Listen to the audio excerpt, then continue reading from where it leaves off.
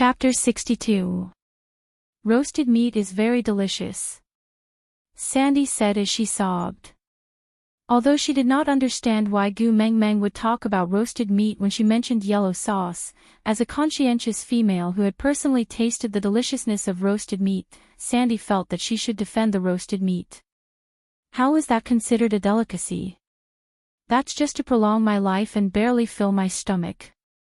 Just wait, I'll make something better for you later. Gu Meng Meng patted Sandy's back lightly. Looking at Sandy, whose eyes lit up at the mention of food, Gu Meng Meng deeply understood that nothing could pacify a foodie better than food. Sandy's eyes were filled with anticipation as she looked at Gu Meng Meng. She swallowed her saliva but still shook her head, saying, "I'm just a half-orc female, I'm not worthy for you to treat me so well." Gu Meng Meng tilted her head and blinked her big eyes, asking, "So what if you're a half-orc female?" Sandy touched her furry ears with a sense of inferiority. She wanted to cry but forced a smile, saying, "It's very hard for a half-orc female to give birth to cubs. I've already been an adult for 2 years but I haven't given birth yet. That's why I'm always being bullied by Nina, even my males are mocked by Nina's males." Gu Meng Meng felt a little heartache as she looked at Sandy's desolate look. She recalled Nina's looks and compared it with Sandy. From her aesthetic point of view, Sandy was much prettier than Nina. But Nina was known as the first beauty of the tribe, while Sandy could not even lift her head up after being bullied by her. At the start, Gu Meng Meng thought that the males in the beast world had a problem with their aesthetic standards and only considered Nina's cross-eyed, upturned nose, and big yellow teeth as beautiful. But from what she heard now, it seemed like the so-called first beauty of the tribe was just a difference in the degree of evolution. Nina did not have any animal characteristics on her body while Sandy had a pair of furry bear ears. Was it because this pair of ears could not evolve into a human form, so she was called a half-orc? So she was inferior. So she was bullied by that ugly Nina. What the heck? So what if Sandy had difficulty in giving birth? Her males did not even mind. Why did Nina, an outsider, care so much? How many children did Nina give birth to? Gu Meng Meng raised her head and asked. There was a tinge of envy in Sandy's voice. The hand that was touching her ear unknowingly tightened, causing a bloody mark to appear on that furry little ear. But she seemed to not have noticed it as she answered Gu Meng Meng's question. Nina and I came of age in the same year. She gave birth to a nest of eaglets for Quinton last year, but for some unknown reason, they did not survive. A nest? Gu Meng Meng was shocked by this quantifier. Not surviving is the same as not surviving. Then why should she laugh at you? Gu Meng Meng did not mind pouring a bottle of Lao Gan Ma on Nina's wounds. When Nina bullied Sandy, she had never been merciful. Now, as long as it could make Sandy happy, Gu Meng Meng would do anything to poke Nina's heart. But Sandy felt that Gu Meng Meng's logic was not wrong. Although Nina was a complete female, she had been an adult for 2 years, yet she was still unable to give birth to a new cub for the tribe. What right did he have to laugh at himself? No buts. Gu Meng Meng nudged Sandy lightly with her shoulder, interrupting her little worries. Then, she covered her mouth with her hand and whispered into Sandy's ear, Sandy, do you still have the pad you use when you are in heat? Lend me one, I can't take it anymore. Sandy then noticed the meandering blood stains on Gu Meng Meng's thighs. She hurriedly nodded her head and replied like a machine gun, yes. I'll ask Bode to help you get it. Sigh. Gu Meng Meng wanted to stop Sandy. Damn, asking a male to help her get a pad was very embarrassing. But Sandy had already dashed out of Elvis's cave like a gust of wind. She ran towards Bode, who was waiting for her at the border of Elvis's territory. While running, she shouted, Bode, hurry and help me get some of the pad I use for heat. Gu Meng Meng is in heat too much, she needs that pad, bring more of it. Aside from the topic, yesterday, she sneakily made it to the top of the list without any precaution or apprehension. All right, since she was in the recommendation process, 1P would not be too far away. Rubbing her hands nervously, P.S. Chapter 63.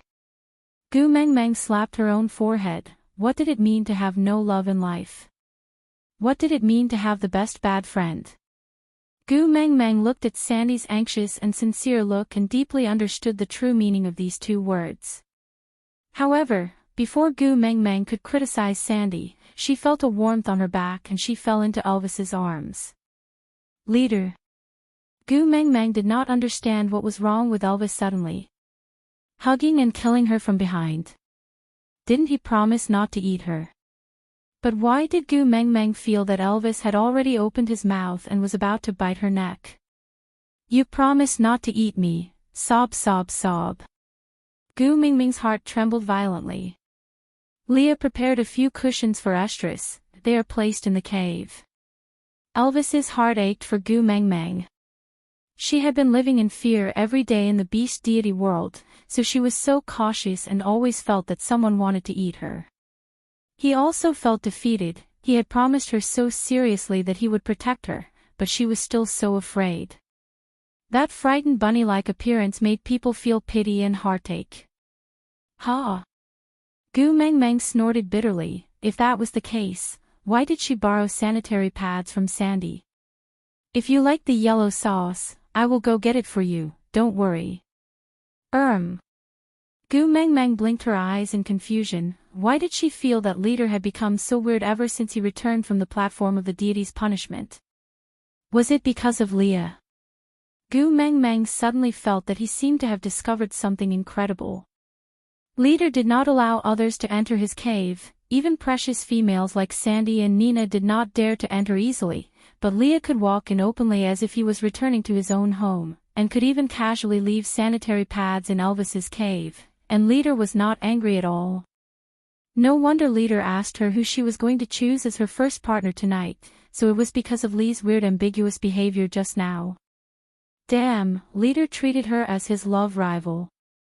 The more Gu Mengmeng thought about it, the more she felt that it was the case.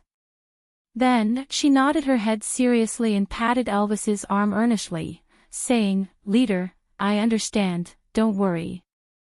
You understand.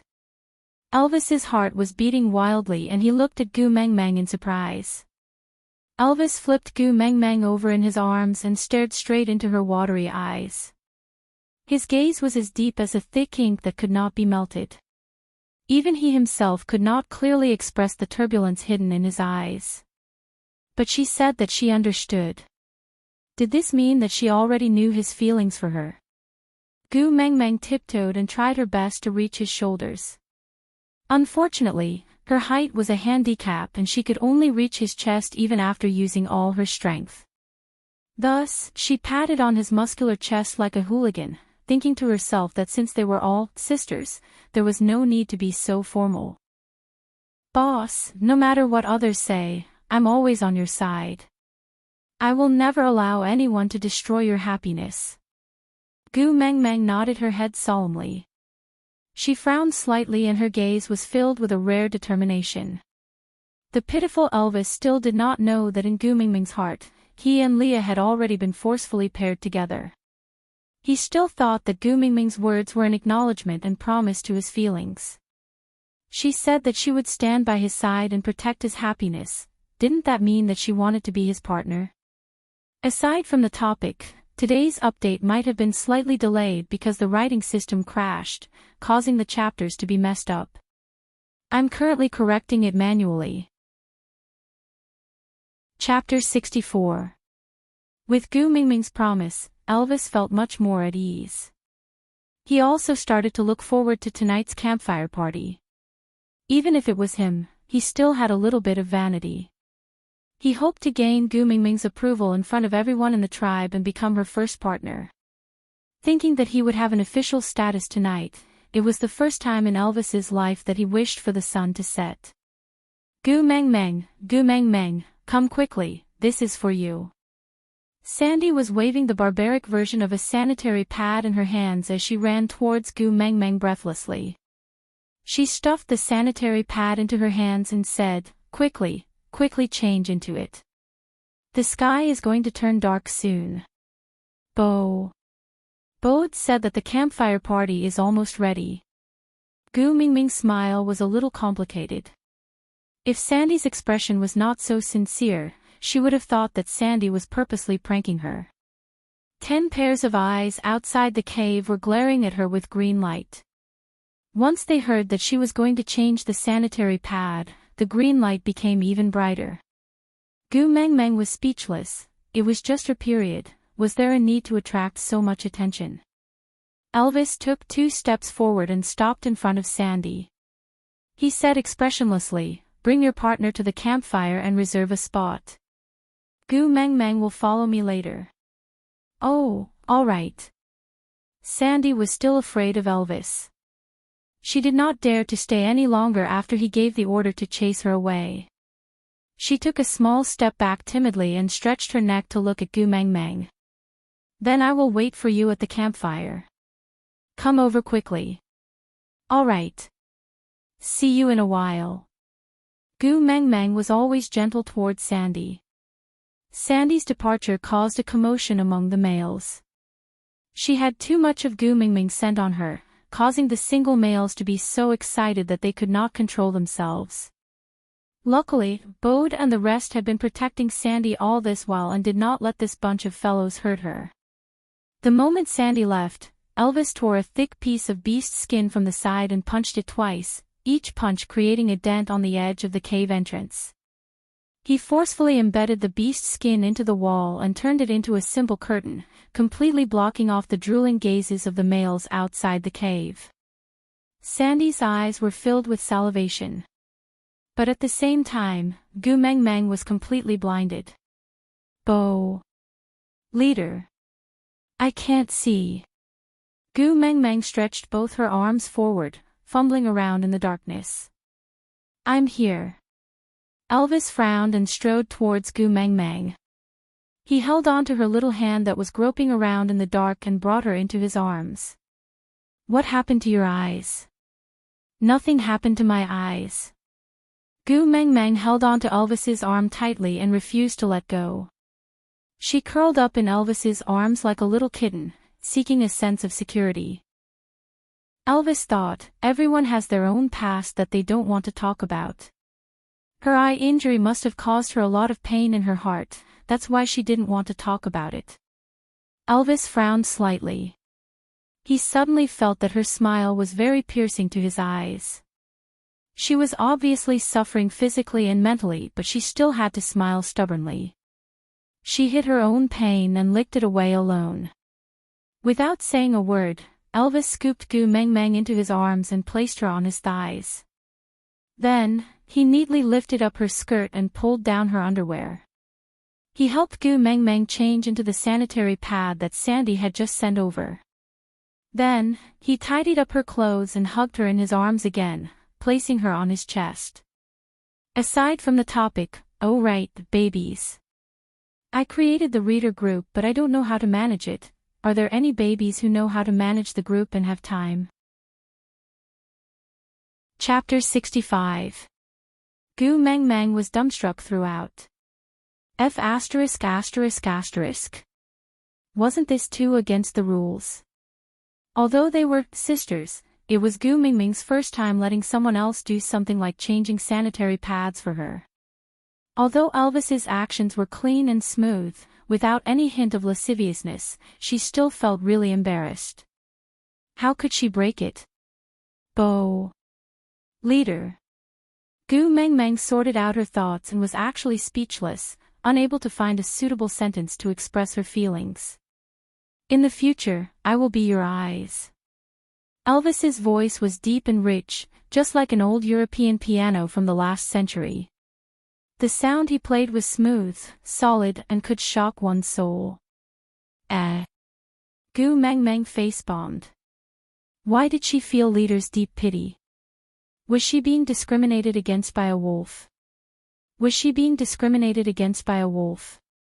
Gu Mengmeng really wanted to shout, "I can't see because you sealed the cave entrance, not because I'm blind, alright?" But Leader looked so emotional now, it did not seem suitable to say that. Gu Mengmeng bit her lower lip, pouted and lowered her head to admit defeat. You have night vision, you're good. Change to a new beast skin dress, this one is not good. What Elvis did not mention was that this beast skin dress was stained with Gu Mengmeng's scent of estrus, enough to make all males excited. He did not like to display her seductive look, and even more disliked the way everyone was coveting her. But I don't have any other clothes. Gu Mengmeng shrugged her shoulders. She was also helpless. After transmigrating, she only wore a set of bikini. Who would know her helplessness? You do. Elvis carried Gu Mengmeng and walked into the depths of the cave. In the darkness, Gu Mengmeng, who was extremely uneasy, wrapped her arms around Elvis's neck tightly. Even though she had gradually adapted to the darkness, she still felt insecure. Until Elvis stopped in his tracks, Gu Mengmeng widened her eyes in disbelief at everything in front of her. There was a faint light in the depths of the pitch-black cave. It was dim and unclear, and she could not see clearly. Gu Mengmeng originally thought that she had stayed in the darkness for too long and her eyes had problems. In the end, Elvis walked in front of the light and lifted his hand. A luminous pearl the size of a fist suddenly appeared in front of Gu Mengmeng's eyes. Damn! What a tycoon! Strictly speaking, the luminosity of this luminous pearl was not even comparable to a candle, and this faint green light made people feel as if they were filming a horror film. But to Gu Mengmeng, this was practically, a gift from the beast deity. Like a baby looking at a milk bottle, Gu Mengmeng tried her best to grab the luminous pearl. Elvis did not waste any time and directly stuffed the luminous pearl into Gu Mengmeng's hands, asking with a smile, "Do you like it?" Gu Mengmeng nodded vigorously, "I like it, I like it. I love it." "Then take it and play with it." Elvis said it in an extremely relaxed manner, as if he had just given an alpine to the neighbor's child. Gu Mengmeng hugged the luminous pearl in her arms, afraid that she might accidentally break it. She touched it left and right happily, saying, "I'm just taking a look, I'll return it to you later." But her eyes never left the luminous pearl for even a second. Elvis smiled dotingly. "I can give you anything you like." Chapter 66. Elvis smiled helplessly. Gu Mengmeng was always very special. She treated things that were common in the beast world as treasures, but things that had a great impact on the beast world were just at her fingertips. She did not care about them at all. Just like the yellow sauce that Sandy gave her. Although it was hard to obtain, it could be obtained as long as one was strong enough. Another example would be this luminous pearl. Although it could glow, it was useless to orcs who had night vision. Only females would think that it looked good, so they played with it. But Gu Mengmeng was smiling so contentedly, as if she had obtained a precious treasure. Seeing how Gu Mengmeng was playing with the luminous pearl, Elvis did not restrain her. He placed her on the ground and carefully protected her so that she would not bump into the walls or other things in the cave. As long as there was no danger, he allowed her to run around the cave like a child, holding the luminous pearl and shining it here and there. And Elvis, who was following behind Gu Mengmeng, was still smiling lightly. He liked that his cave was filled with Gu Mengmeng's scent, and also liked that his territory was filled with her shadow. Ouch! Gu Mengmeng was having too much fun and accidentally tripped on something. She was about to fall flat on her face.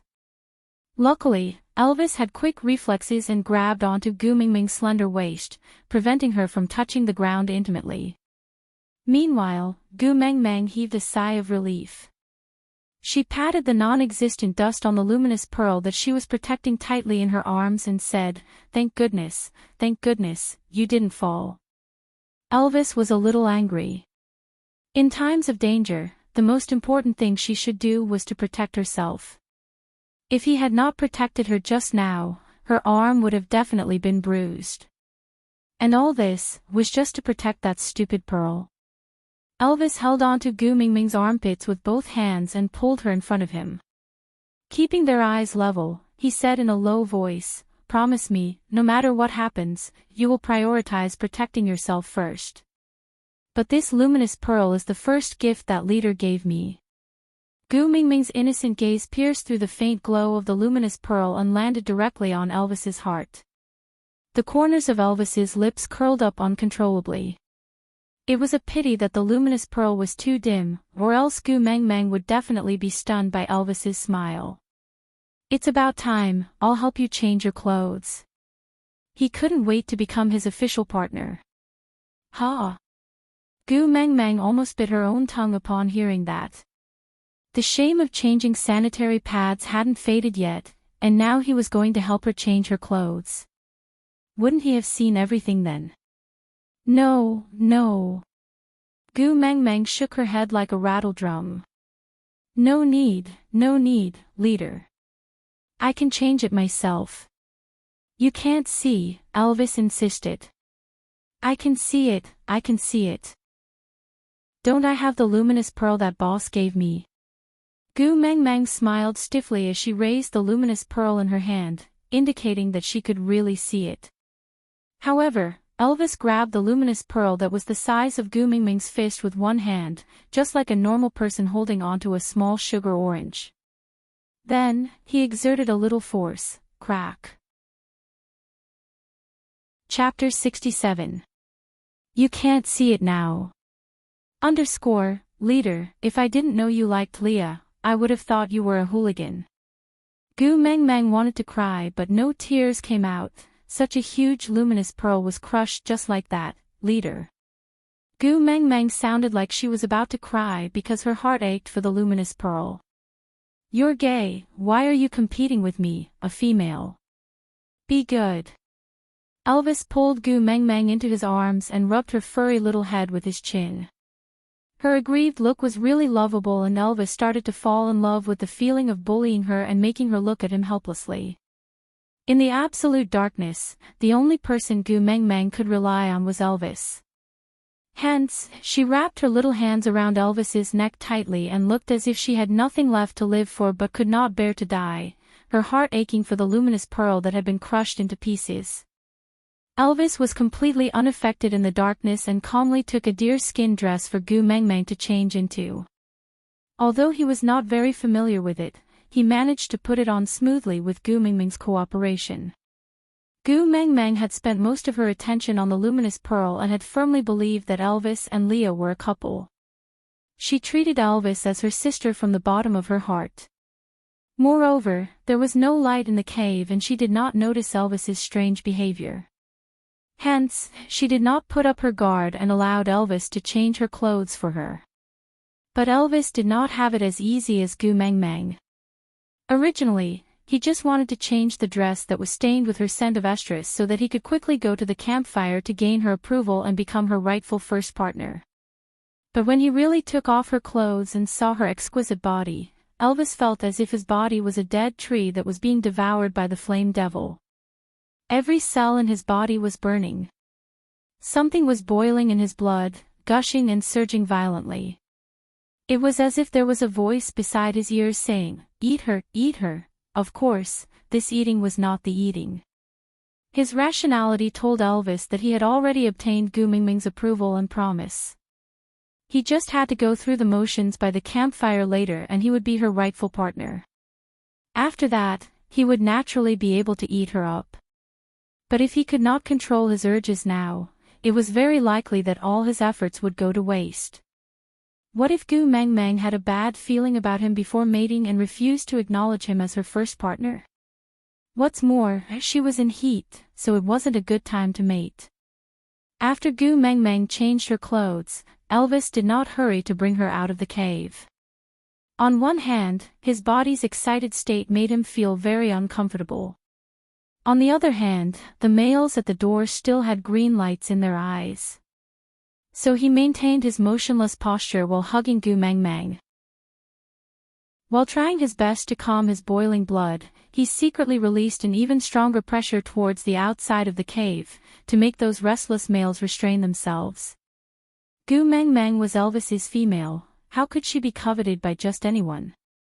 Gu Mengmeng, who did not know all this, was still feeling sorry for that luminous pearl while touching the clothes on her body. Although she could not see the style due to the lighting, she could feel that the size was very suitable and was definitely tailor-made for her. Moreover, she did not want to go out and face the group of wolves and tigers that could lose control at any time. So she chatted idly with Elvis and did not mention anything about going out. Digression. Chapter 68. It would be best if the campfire party could be dragged to the end. Gu Mengmeng did not want to find a first partner in the beast world. If she went back one day, how was she going to explain to others that she was hugging a son and not a pet? "Leader, where did you get this shirt from? It fits me perfectly. I made it." Elvis answered casually, but there was a hint of anticipation in his eyes. Would she like it? She would like it, Io. Not bad. Leader, you're so awesome, you even know how to make clothes. Gu Mingming's lips twitched as she fell into her own imagination. She originally thought that someone like Elvis, who was extremely powerful, would definitely be a strong attacker, while Leah, who was like a high mountain flower, would be a weak taker. But it seemed like there was a chance now. Leader actually knew how to make clothes with his attributes. Gu Mengmeng imagined Elvis sitting at the head of the bed sewing with a needle and thread, while Leah lying on his side with one leg casually stepping on the side of the bed, his elbows supporting the edge of the bed and his palms supporting his head, looking at Elvis who was making clothes for him in a gentle and silent manner. Gu Mengmeng felt her nosebleed boiling. Damn, that's such a scene. How can I break my HP bar when it's empty? It's urgent, I'm waiting online. All males will make clothes for their females. Elvis did not know why Gu Mengmeng said he was an ox. He was clearly a wolf, but it did not seem to be a bad thing, so he accepted it gladly. Oh. Gu Mengmeng nodded her head silently, so Leader's craftsmanship was honed by making clothes for Leah, and she was basking in Lee's light. Thinking about the clothes that Leah wore on the platform of the deity's punishment today, the quality seemed to be quite good. TSK, Leader really had no choice. Martial arts could bring peace and stability to a country, literary arts could sew clothes and cook. Forget about cooking. Thinking about that charcoal roasted meat, Gu Mengmeng felt her stomach churning again. No one was perfect, Leader had already done very well. Moreover, Leah seemed to have a talent for cooking, the two of them complemented each other. You make clothes for me and I cook for you, Ayaya, so sweet, completely unaware that Gu Mingming's teasing had reached the ends of the earth. Elvis looked at Gu Mingming's joyful expression and naively thought that she was smiling because she liked the clothes he made for her. When Leah sent you back yesterday, you were in a deep sleep. I made them while I was guarding you. There are still a few more for you to change into, Elvis said gently. Gu Mengmeng nodded silently as she imagined a miraculous setting. Leo was like a strong and wise father, descending from the sky like a hero to save his daughter when she was in danger. Elvis was like a mother, staying by her unconscious daughter's bedside while weeping and making new clothes for her. This was to support the belief that her daughter would definitely wake up and not break down. Damn, the more Gu Mengmeng thought about it, the more she felt that it was true. No wonder Elvis and Leah treated her so well, it was because they desired a complete family. Gu Mengmeng looked at Elvis's direction in the darkness, as she started to sympathize with Elvis for no reason due to the tragic drama of Cheongyao that she had imagined. Thus, she stretched out her lotus-like arms and took the initiative to hug Elvis's neck. She patted Elvis's back lightly and comforted him. I know. Chapter 69. She knew how he felt about her. Elvis felt that he was extremely blissful. Then let's go out, don't let Leah wait for too long. Gu Mengmeng thought to herself, although she did not know how long she would stay in the beast world, since she was already hugging onto Elvis's thighs, she might as well hug him more thoroughly. Although it was a little unfair in terms of seniority, what other relationship could be more reliable than the relationship between parents and their children? Moreover, Her godparents were extremely powerful and had power and influence. She did not lose out at all. Elvis's smile froze. After all, he could not have her all to himself, right? This morning when she woke up, the first person she looked for was Leah. When she was at the platform of the deity's punishment, her gaze towards Leah was so infatuated, coupled with the influence of the fox's seductive fragrance just now, it seemed like tonight, Leah would definitely become Gu Mingming's partner with him. This was indeed the best outcome. If he had to share Gu Mingming with other males, it would be Leah rather than anyone else. Be it from the tribe's perspective or his personal feelings, if it was Leah, he would be the best candidate. Although he understood the logic, his heart still ached when he really had to face it. Looking at Gu Mengmeng, who could not wait to look for Leah in his arms, Elvis developed a strange feeling for the first time in his life. That feeling was sour, making him irritated and uneasy. It had nothing to do with danger, but it was accompanied by a deep sense of helplessness. Of course, Elvis did not know that this feeling was called jealousy. He just felt that his heart was very uncomfortable. Between me and Leah, who do you like more? Elvis was also very surprised that he actually asked such a pretentious question. But Gu Mengmeng could not help but burst out laughing. Wasn't this a damn question parents would ask kindergarten kids? Who do you like more, Daddy or Mummy? Damn, she did not expect that she would still be asked this question even though she was already in university. The first rule of answering this question was not to offend anyone, otherwise, she would definitely be remembered for life and be brought up to be sarcastic every few days. Gu Mengmeng, who was well versed in this, cleared her throat and said in a very official manner, I like both of you treat me so well, I like both of you, indeed. Elvis's heart sank secretly. She really liked Leah. Between the two of them, which one do you prefer? This was related to the future status of the family. Who would be the first partner was very important. As expected, the extended question of whether he liked his father or his mother was, he could only choose one. Gu Mengmeng pursed her lips and thought to herself, Leader, you forced me to use my ultimate move. Thus, he took the initiative and asked, what about boss? Do you like me more or Leah more? You. Elvis answered without hesitation. The corners of Gu Mingming's mouth twitched.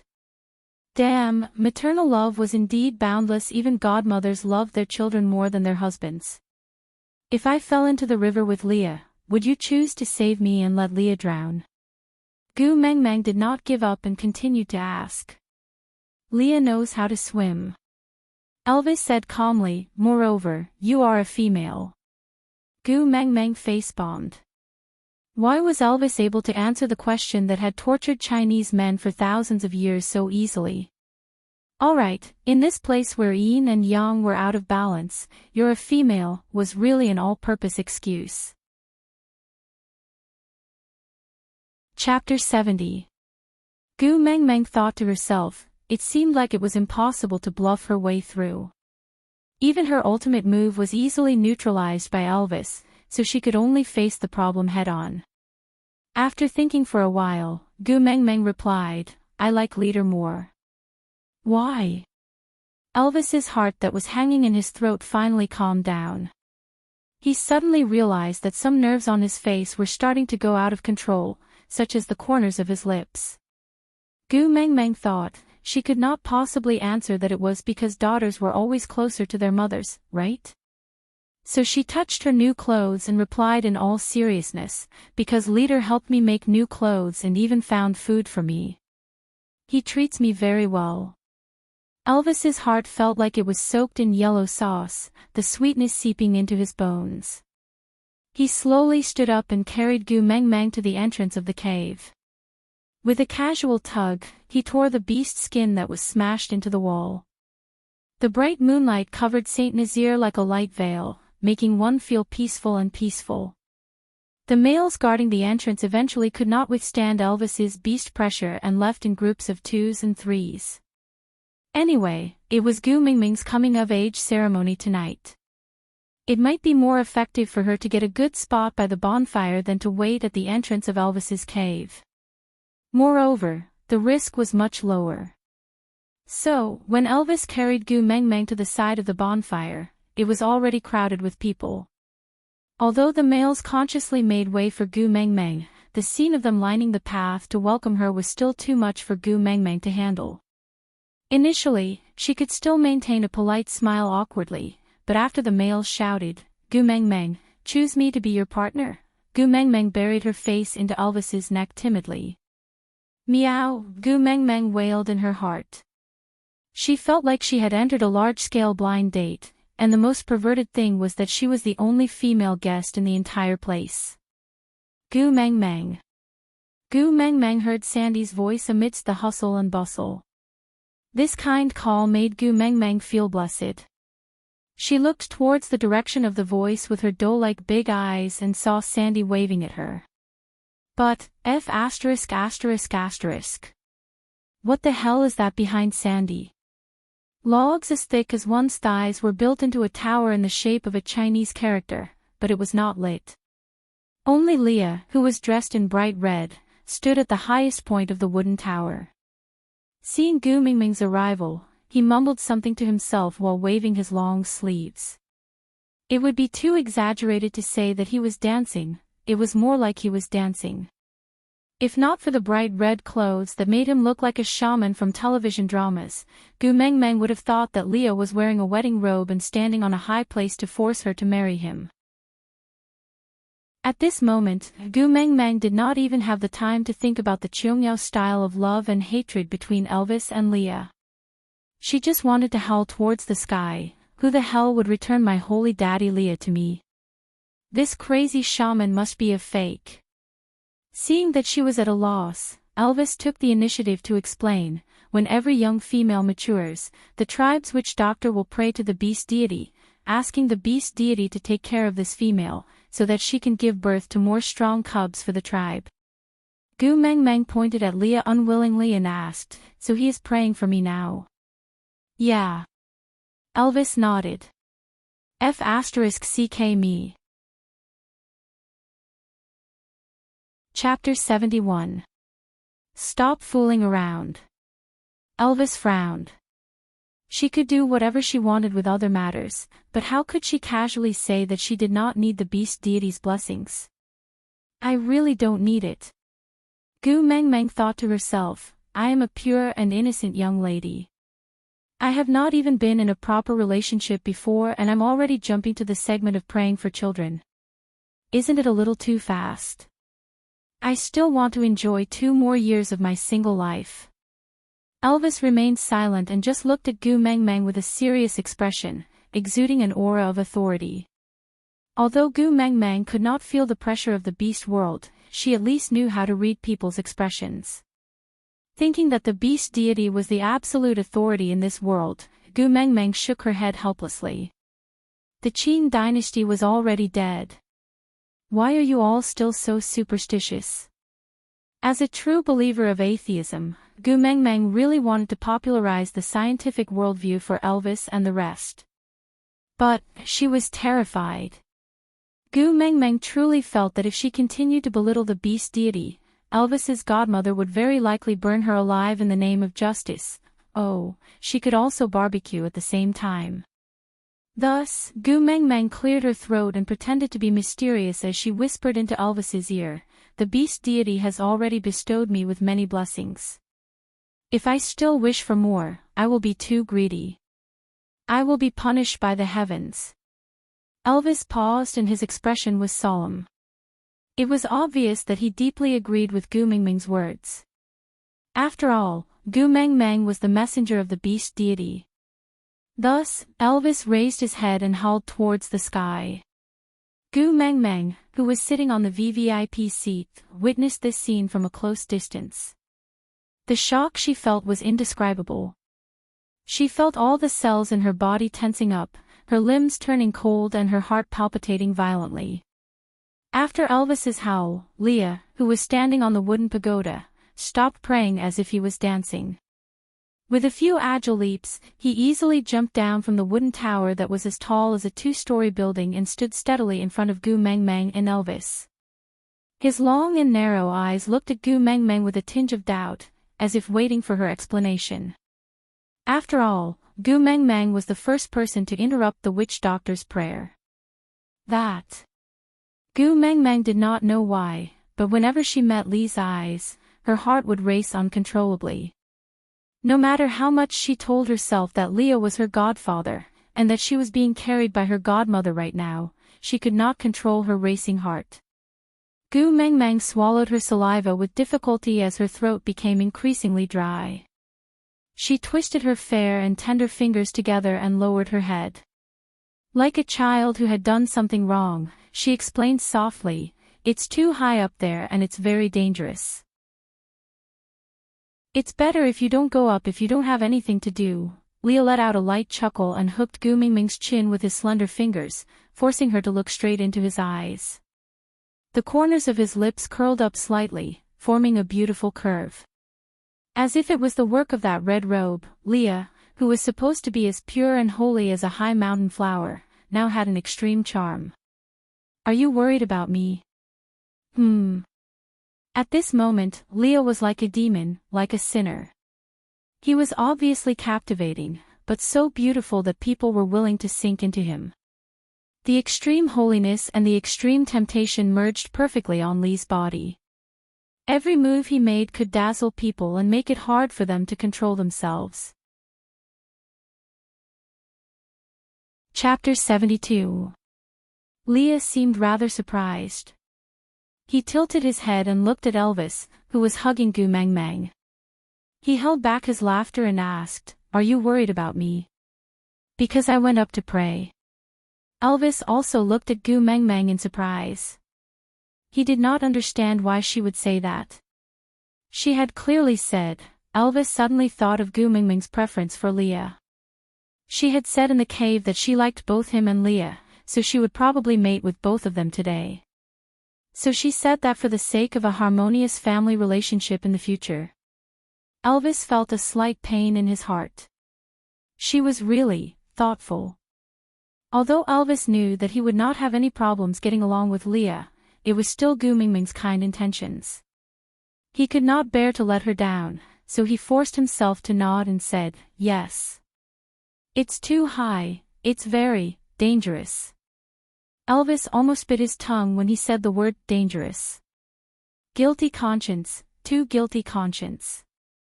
When he and Leah were fighting side by side, climbing the steep mountain walls and leaping on the towering ancient tree branches were all as if they were walking on flat ground. Now he actually said he was worried because he went up to a high place. Leah clearly knew that it was not Elvis's intention, but he did not point it out. He just smiled meaningfully and nodded his head, before returning his gaze to Gu Meng Meng's flushed face. When he retracted his hand from her chin, he slid it lightly across her cheek, tracing along the curve of her face to outline her contours. He teased Gu Meng Meng in a seemingly nonchalant manner, before asking calmly, skipping the blessing ceremony, "Let's directly start the duel." Elvis nodded. Then, he grabbed Gu Meng Meng's armpits and lifted her above his head. Then, he placed her on his shoulders. After exchanging glances with Leah, the two of them used their hands and feet in unison to climb to the top of the wooden pagoda like a gust of wind. When Gu Meng Meng finally reacted, she was already standing on the top of the pagoda in a mess. And the initiators, Elvis and Leah, stood on her left and right, looking like they were protecting her. They looked at the eager beasts at the bottom of the wooden pagoda with a condescending attitude. "Leader, what is this for?" Gu Meng Meng was really afraid that her words would come true. Was this wooden pagoda really used to burn her? Even if she was made into a barbecue, it wouldn't be enough for so many people to eat. F***ck, F***ck, F***ck. Gu Meng Meng used a second to seriously regret. She should not have taught them how to use fire. Now, she was trapped in her own trap. "If you like any of the males that successfully make it here, just let us know. We'll be merciful." Elvis's expression was stern and serious. He sincerely hoped that he would be the only one standing here in the end. One more Leah already made him very uncomfortable. If there were more males, he had a premonition that his pain would multiply. But, if Gu Mengmeng liked it, no matter how painful it was, he would endure it. After all, in the beast world, no male could monopolize a female. Moreover, a beautiful female like Gu Mengmeng would never lack pursuers. He had to learn to endure and adapt, because no matter how painful it was, he could not give up on Gu Mengmeng. Chapter 73.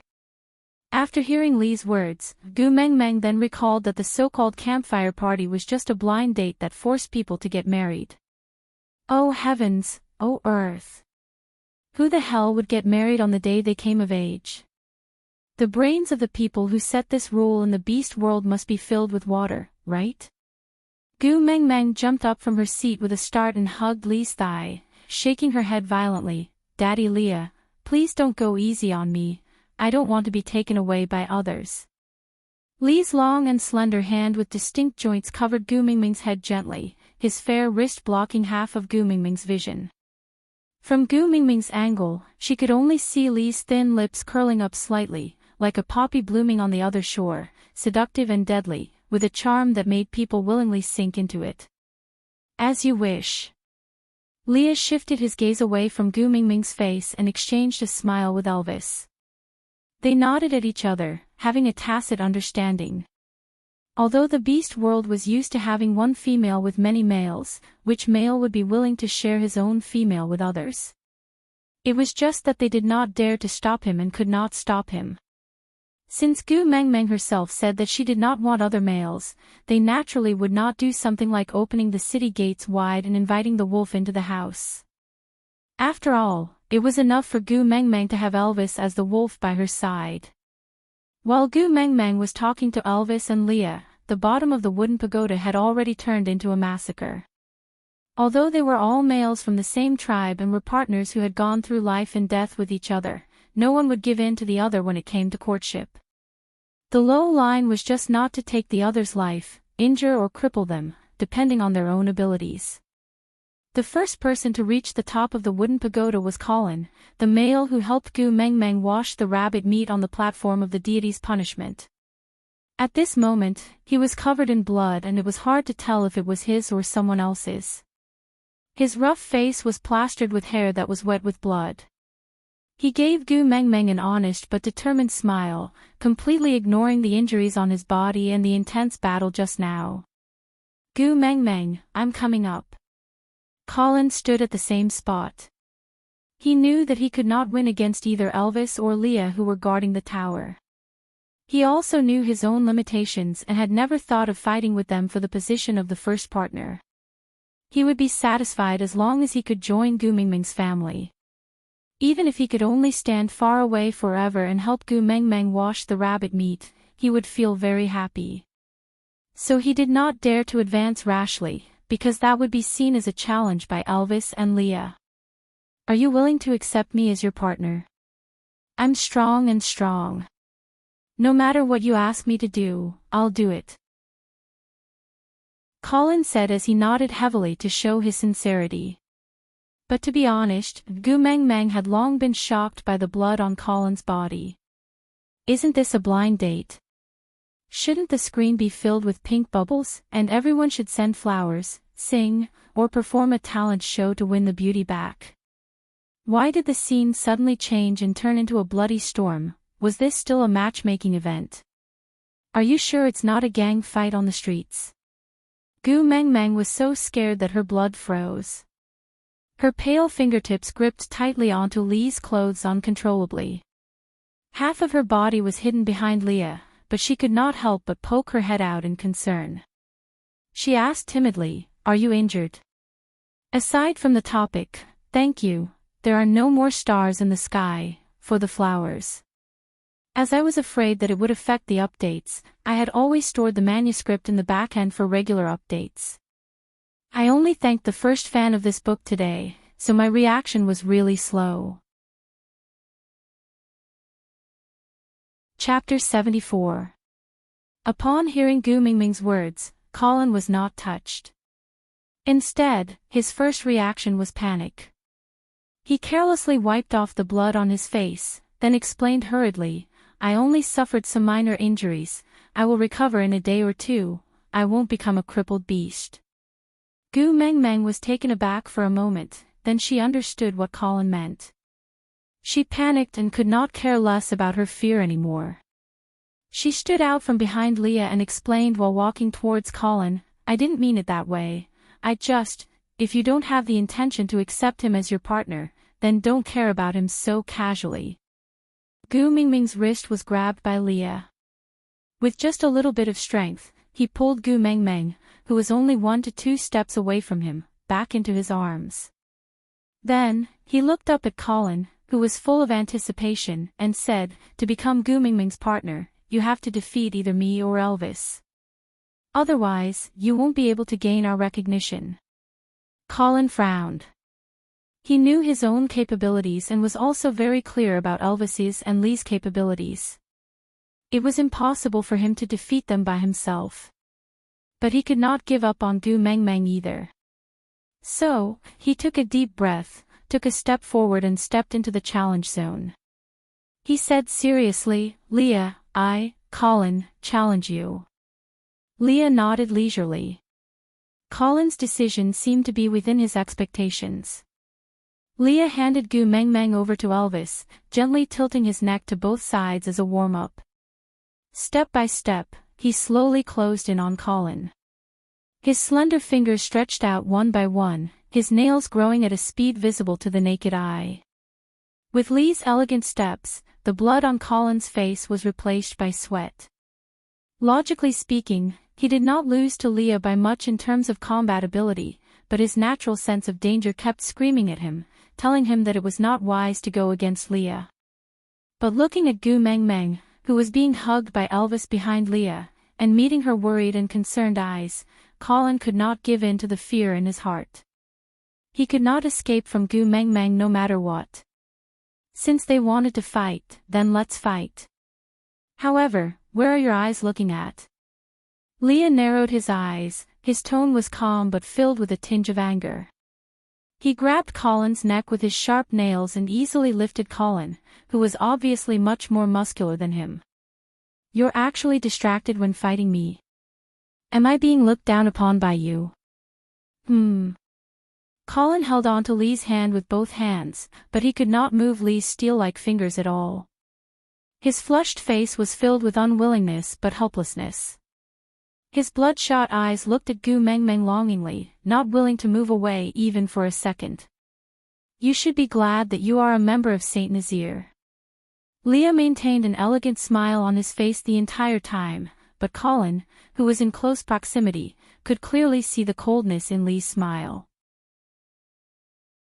Leah was angry, really angry. Colin did not have the time to take another look at Gu Mengmeng before his body tilted backwards weightlessly. Like an abandoned puppet, he fell from the wooden tower that was 2 stories high. The last thing Gu Mengmeng heard was a loud thud. That was the sound of Colin landing on the ground. But such a situation did not attract the attention of the other males at all, nor did it reduce their enthusiasm. Rushing to the top of the tower meant that they were challenging Elvis and Leah, so such an outcome was expected. They were just fighting for a what-if chance. No matter how slim the chances were, they would never give up. Aside from the topic, why did Colin not challenge Elvis? Because he would die a worse death. Chapter 75. Don't fight anymore. Gu Mengmeng shook her head while shouting, but her shouts did not seem to have any effect. The males at the bottom of the tower tried their best to charge upwards, turning a blind eye to their companions being beaten down by Leah one after another. Leah stood proudly like the Grim Reaper, thick blood dripping from his fingertips, but a calm and enchanting smile remained on his face. This was the first time his hands were stained with the blood of his Saint Nazir companions. "Leader, hurry and stop Leah, we're all on the same side, why do you have to do this?" Gu Meng Meng was terrified, curling up in Elvis's arms like a kitten, asking timidly. I can't stop Leah, unless you want to take in all the single males in Saint Nazaire as your partners, or else this battle will only stop if they give up and don't come up. Elvis's expression was stern, without a hint of playfulness. Even the leader of Saint Nazaire cannot deprive other males of the right to mate. Gu Meng Meng shook her head and said, but I will not choose them as my partners, there's no meaning in getting hurt like this. Elvis placed a finger on Gu Meng Meng's lips, moving the hand that was supporting the back of her head forward, sending Gu Meng Meng's little face to Elvis's lips. Elvis first kissed Gu Meng Meng's forehead lightly, then slowly moved his lips from Gu Meng Meng's cheek to her ear. His warm breath sprayed onto Gu Meng Meng's ear, moist and deep. I'm very happy to hear you say this. But, don't be too cruel to them. At least, give them a chance to fight for it. No. Since I will not choose them, why should I let them get hurt for this false hope? Gu Meng Meng watched as males dashed up the wooden tower one after another, drenched in blood, to the point where she could not even see their faces clearly, before being thrown down mercilessly by Leah. It was the height of the second floor, males fell down one after another.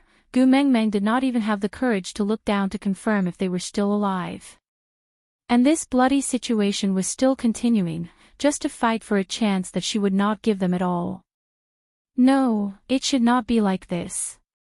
However, Elvis only smiled as he circled the agitated Gu Meng Meng in his arms. He used his chin to gently rest on her head as his gaze landed in the direction where another male had been beaten down by Leah. He said arrogantly, it's every male's pride to fight for the female he likes. Whether he won or lost, it was a supreme glory. You can refuse to accept them, but don't deny them the chance to prove their sincerity to you, understand? But sometimes, Gu Meng Meng really could not understand what was going on in the minds of males with terminal male cancer. She knew that males had excellent hearing. They would definitely be able to hear her loud voice. But even so, he continued to charge forward. He clearly knew that he could not defeat Leah, much less Elvis, but he did not have any intention of retreating. Instead, he became braver as he fought, as if he was proving Elvis's words. Today is your coming-of-age ceremony. You just have to sit here and watch us fight for you.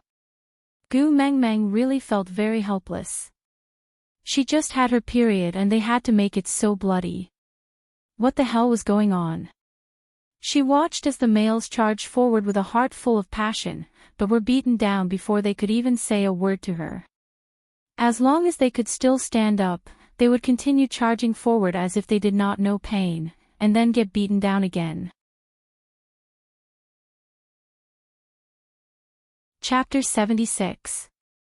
This senseless bloodbath lasted for an entire night. When the sun rose from the horizon the next day and the first ray of sunlight shone on Gu Meng Meng's face, deafening cheers erupted from below the wooden pagoda. Gu Meng Meng turned her neck in a daze and looked at Elvis, who had been hugging her the entire time, with a pair of numb and empty eyes. Yes, this night, Elvis did not make a move at all. Leah alone blocked a single male from the tribe. It's over. Elvis patted Gu Meng Meng's back lightly, then held her under her armpits with both hands and lifted her above his head, facing the first ray of sunlight. The beasts below the wooden pagoda became even more excited, their cheers resounding through the sky. Gu Meng Meng still could not understand the meaning of this coming-of-age ceremony, but thankfully, it was finally over. Elvis carried Gu Meng Meng and jumped down from the wooden pagoda. Standing in the middle of a group of injured males, he pointed at the 2-story tall pagoda and said, "Look, that's your bonfire." Gu Meng Meng's eyes widened. Gu Meng Meng followed Elvis's finger and looked at the wooden pagoda. The blood had already seeped into the wood and was seeping out from the inside. The old blood had coagulated into a paste and wrapped around the round wood, as if a thick layer of blood had been applied to the original wood. Against the light, it looked like a static bonfire in front of them.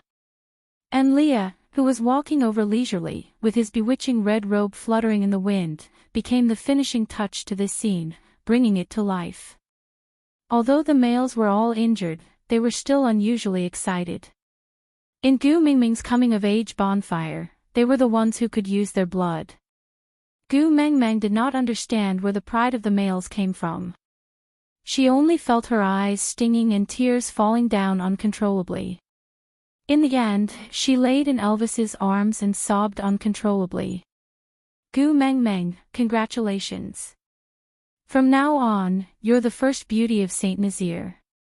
Sandy watched from afar for the entire night. Her state was the exact opposite of Gu Mingming's. She was extremely excited the entire night and only came back to her senses when Elvis carried Gu Mengmeng down from the wooden pagoda. Then, she suddenly realized that Gu Mingming's bonfire was much redder and brighter than when Nina came of age 2 years ago. This meant that the males in Saint Nazaire acknowledged Gu Mengmeng more, so she naturally became the new most beautiful female in Saint Nazaire. Gu Mengmeng really did not feel anything towards the title of the first beauty. To be honest, being prettier than a bird's nest wasn't something to be proud of. Moreover, Gu Mengmeng felt physically and mentally exhausted. The emotions that she had suppressed for an entire night finally erupted the moment she saw Sandy. She did not know where she got the strength from, but she struggled out of Elvis's arms and pounced toward Sandy. She hugged Sandy's thick waist and started bawling her eyes out. As she cried, she shouted, "Sandy, what the hell is going on? How many people would die during a birthday celebration? Besides, it wasn't my birthday yesterday. I just had my period.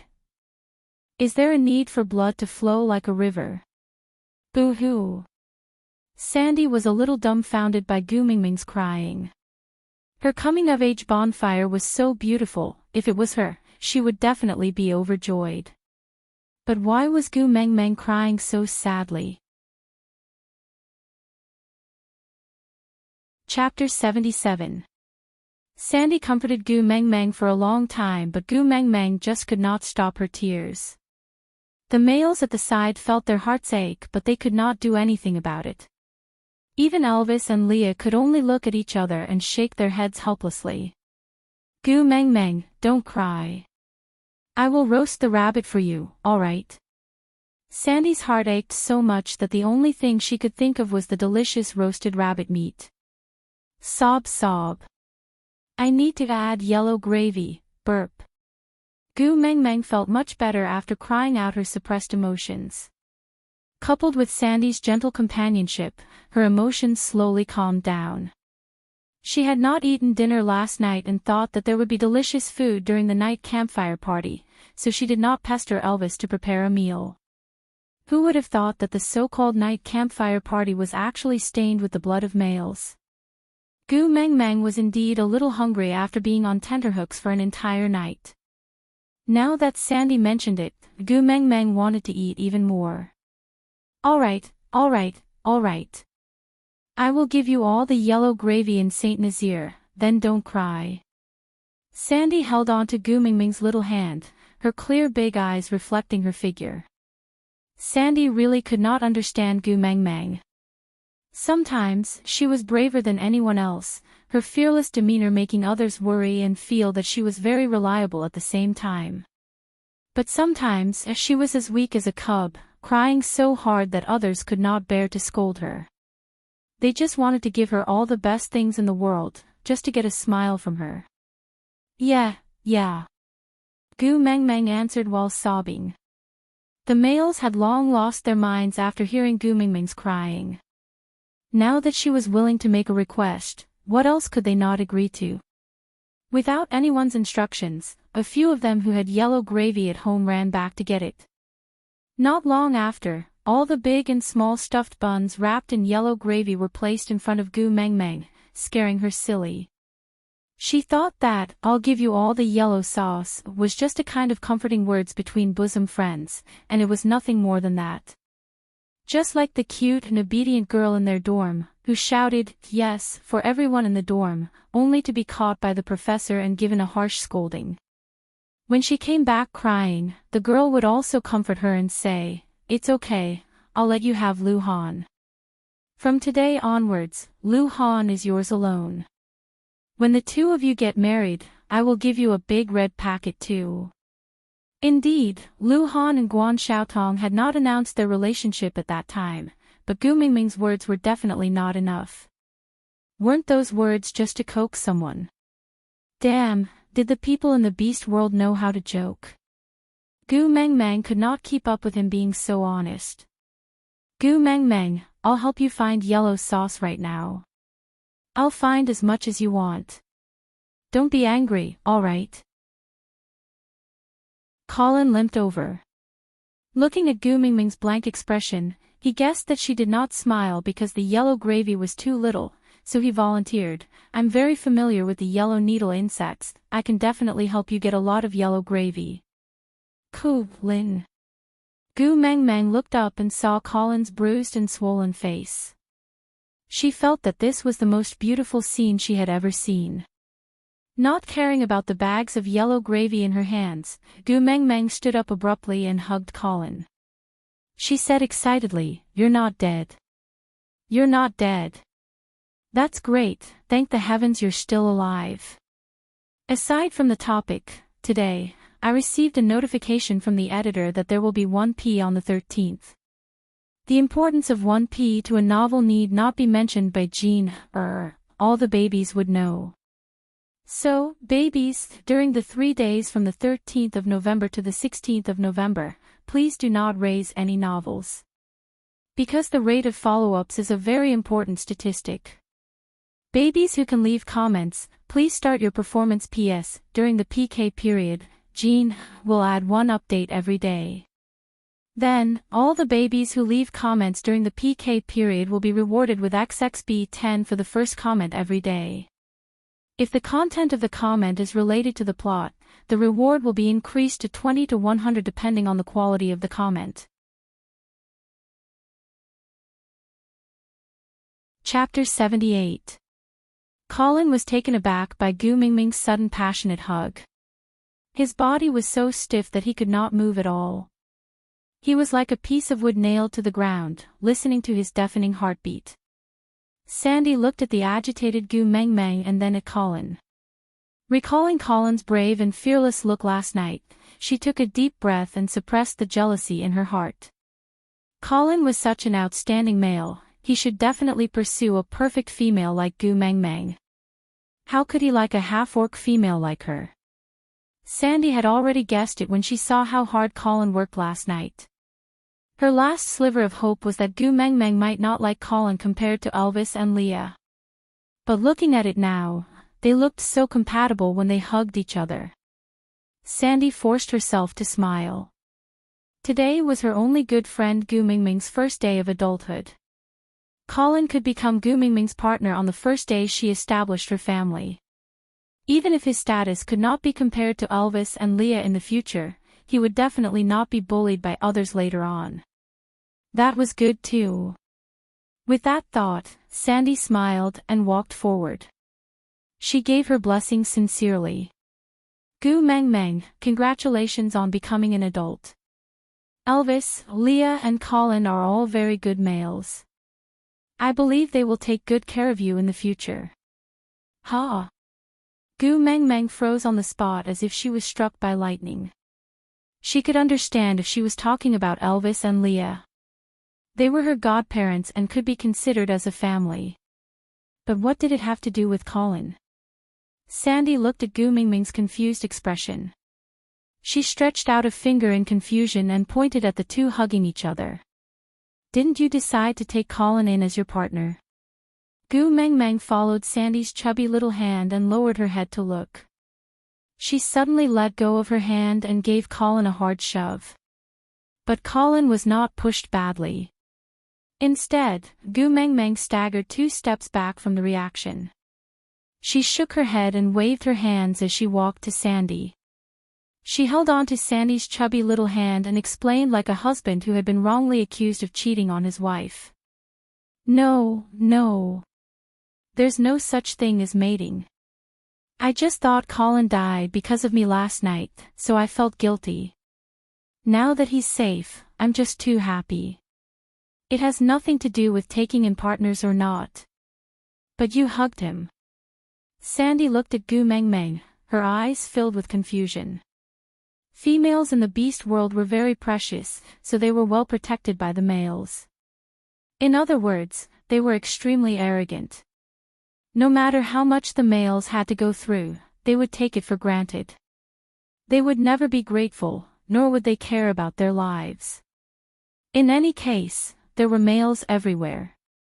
If they died, it would be his fault for being incompetent. Just look at Nina and you can see that. Her own males might not even get a hug just because she was alive, let alone other males. For the female to be so emotional and care about him, wasn't it because he was the partner she had chosen? Gu Meng Meng shook her head like a rattle drum and explained hurriedly, "You know that I came from the outside. In our country, it was normal for friends to care for each other and hug each other. Some would even kiss each other when they meet. This has nothing to do with mating, it's just a way to show politeness and friendliness. Aside from the topic, yeah.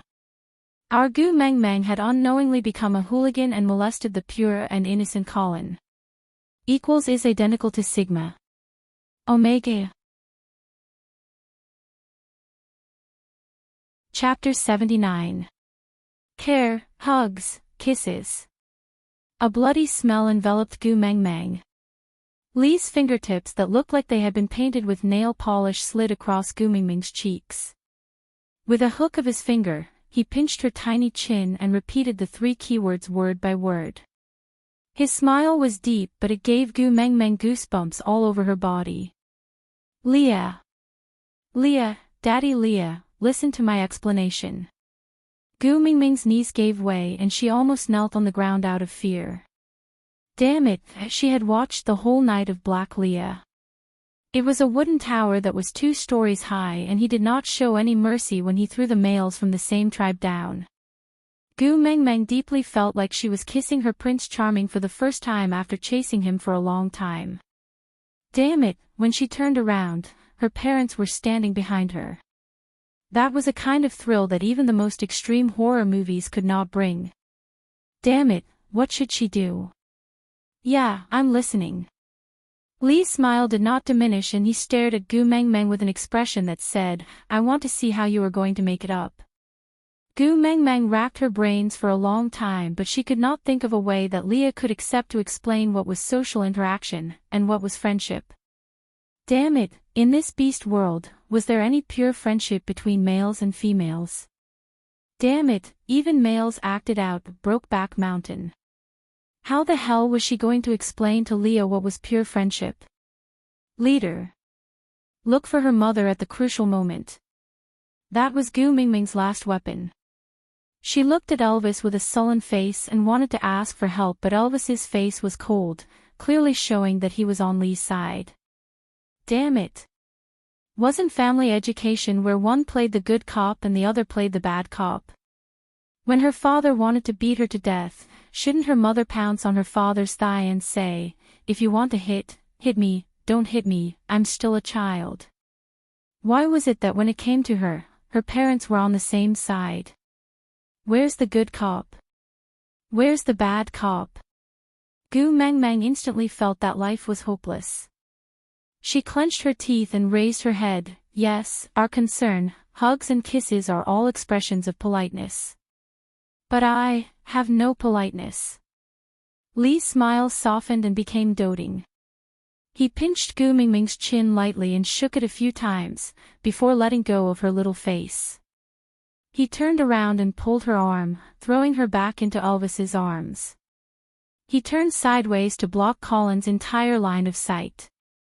He casually fiddled with his sharp claws and said calmly, although the bonfire ceremony is over, I will still accept it if you want to challenge me. Although Colin really liked Gu Meng Meng, and that hug just now really gave him the urge to fight to the death. But if Gu Meng Meng was in a hurry to clarify and prove herself, it would be impossible for him to continue pretending to be deaf and not hearing anything. He did not mind if Gu Meng Meng did not like him. As long as he could take care of Gu Meng Meng and make her safer and happier, Colin did not really care if others liked him or not. But he did not want Gu Mengmeng to be put in a difficult position because of her.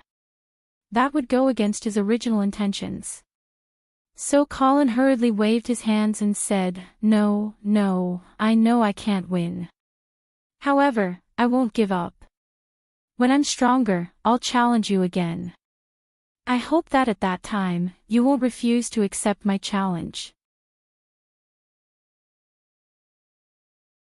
Chapter 80. Elvis hugged Gu Mengmeng and gently wiped her tear-stained face. His gaze was gentle and doting and his voice was very soft. Rather than saying that he was talking to Gu Mengmeng, it would be better to say that he was talking to himself. "It's good that you don't have any manners, keep it up, understand?" Gu Mengmeng did not even have the energy to complain in her heart. She was after all a good young lady who had studied Mao Zedong, Deng Xiaoping and Marxism-Leninism. Now that she was being taught not to be polite, her worldview was collapsing. "Alright, let's first announce the partners you have chosen, then I'll go hunt and ask Leah to roast rabbits for you." Elvis tried his best to appear calm, not wanting Gu Mengmeng to see his anticipation. Even though Leah was the only one fighting with the challenging males last night, no one would doubt his abilities. Moreover, Gu Mengmeng's reliance on him and Leah was obvious to all, so no one would doubt their status as first partners. Now, as long as Gu Mengmeng opened her mouth and said something to give them a title, it would be enough. However, what partner? Gu Mengmeng was dumbfounded. Didn't no one beat Daddy Leah yesterday? Can't we just go home directly? Elvis smiled faintly. Gu Mengmeng, the messenger of the beast deity, really knew nothing about the rules of the beast world, but her clueless look was so lovable. "Yeah, Leah worked hard for the whole night, you should at least give him a title." Elvis purposely did not mention himself, because Gu Mengmeng's attitude had already explained everything. She called his cave home. She wanted him to bring her back home, which meant that she had silently acknowledged his status as first partner. Because after the females in the beast world came of age, they would all stay in the cave of the first partner chosen during the coming-of-age ceremony. They would renovate the cave after mating, so that the females could live more comfortably, but the foundation was definitely the territory of the first partner. So his status had already been set, and there was no need to say anything more. What? What title? Gu Mengmeng stared at Elvis with her eyes wide open, then turned to look at Leah, who looked like a blood-stained lotus flower, and said with a dumbfounded face, "Daddy Leah can't mate with me. It's against morality, it's intolerable." Lee's heart throbbed violently. He lowered his head in shock to look at where his heart was, before raising his head to look at Gu Mengmeng. She was indeed different. Because of her, this numb heart had already felt strange twice. Leah walked slowly to Gu Mengmeng, his brows slightly furrowed, not because he was angry, but because he was hurt. His slender fingers gently caressed Gu Mengmeng's face, his gaze filled with an incomprehensible hidden bitterness. "You despise me, don't like me, so you don't want me, right?" "No, no." Gu Mengmeng hurriedly shook her head and said, "You are my daddy, why would I despise you, not like you and not want you? Then why don't you let me be your mate?" Leah did not know why his emotions would be so easily affected by Gu Mengmeng. He originally wanted to mate with her because she was the messenger of the beast deity, but now, his uncontrollable heart was clearly telling him that it was not just that, he cared about this little female in front of him. That was why he tirelessly repelled everyone who tried to rush up the wooden tower last night. If not for his deep feelings for Saint Nazir, he might have lost control of his emotions and started a massacre last night. Out of topic, Gu Mengmeng, Xiao Jinzi, what are you doing? Author, digging soil. Gu Mengmeng, how old are you already, still playing with soil? Disdainful face, author, Gu Mengmeng, you are not allowed to say that about my food. Gu Mengmeng, Sigma, oh. Oh. Author, keep your shocked expression, which woman doesn't eat soil for at least 300 days a year? Elvis, Gu Meng Meng, come over, the roasted meat is ready. Gu Meng Meng sprinted away, leaving author, Gu Meng Meng's back view. What's so great about having a mate? She didn't go shopping on Singles Day and actually came to abuse dogs. Chapter 81.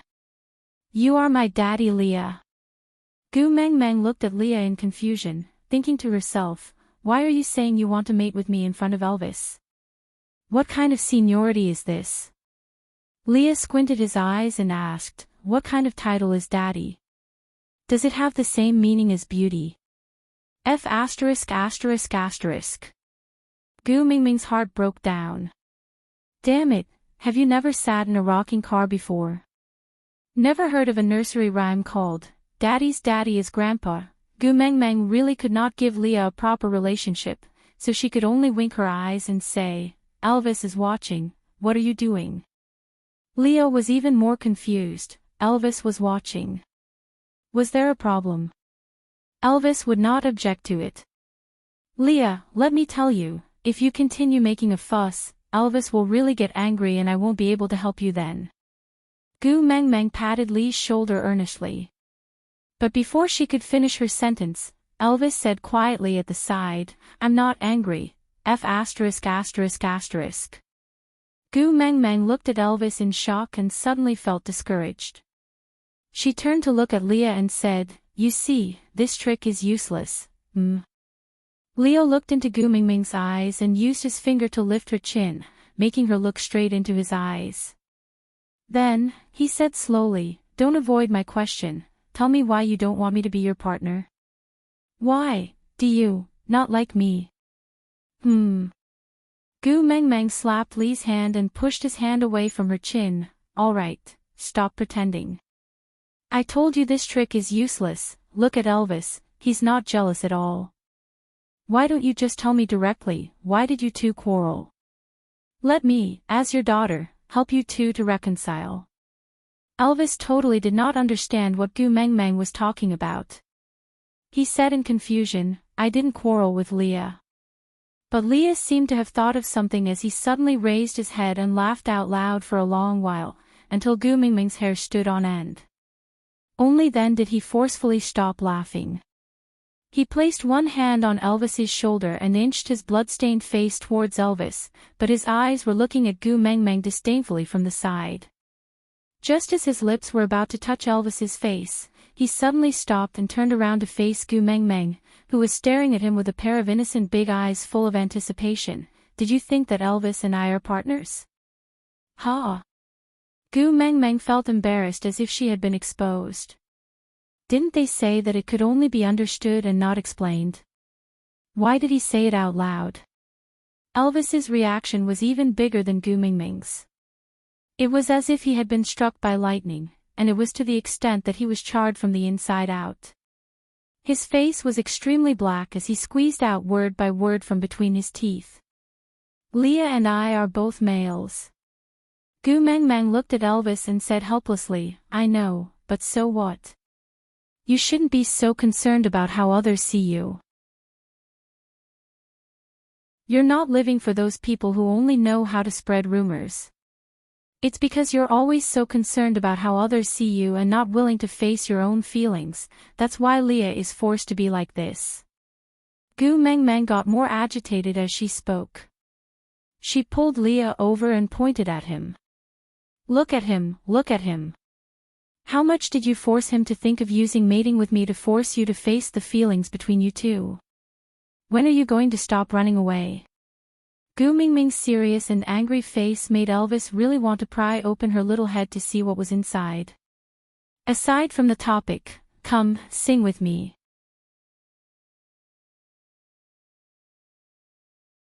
Chapter 82.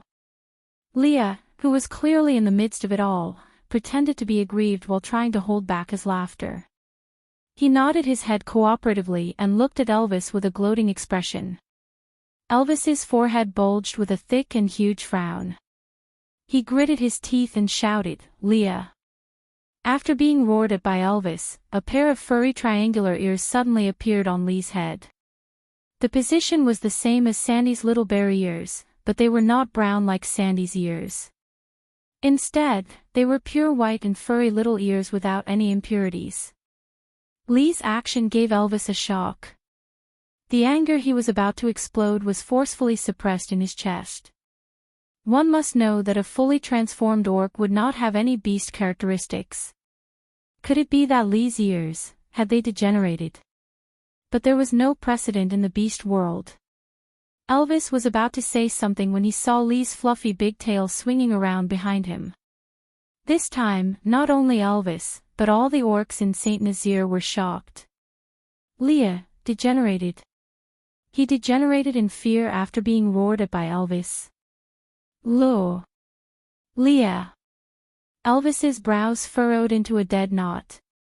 He opened his mouth but did not know what to say. The reason why St. Nazaire could fight for a place among the strong enemies was not only because of his martial skills, but also because of Lee's schemes.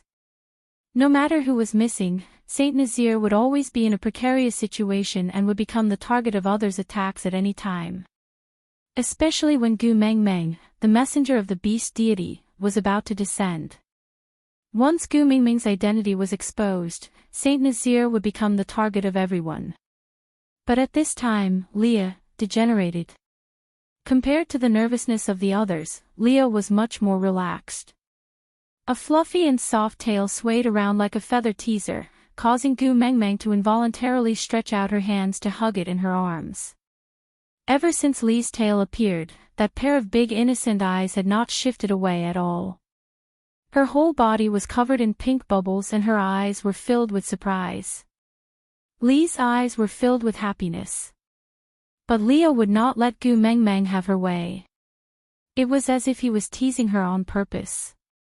He would always pull away just when she was about to grab onto his tail, missing her dirty little hands by a hair's breadth. But at the same time, he did not move too far away from her. He swayed right in front of her, causing her to pounce on him again and again, as if she was a cat lured by a cat teaser.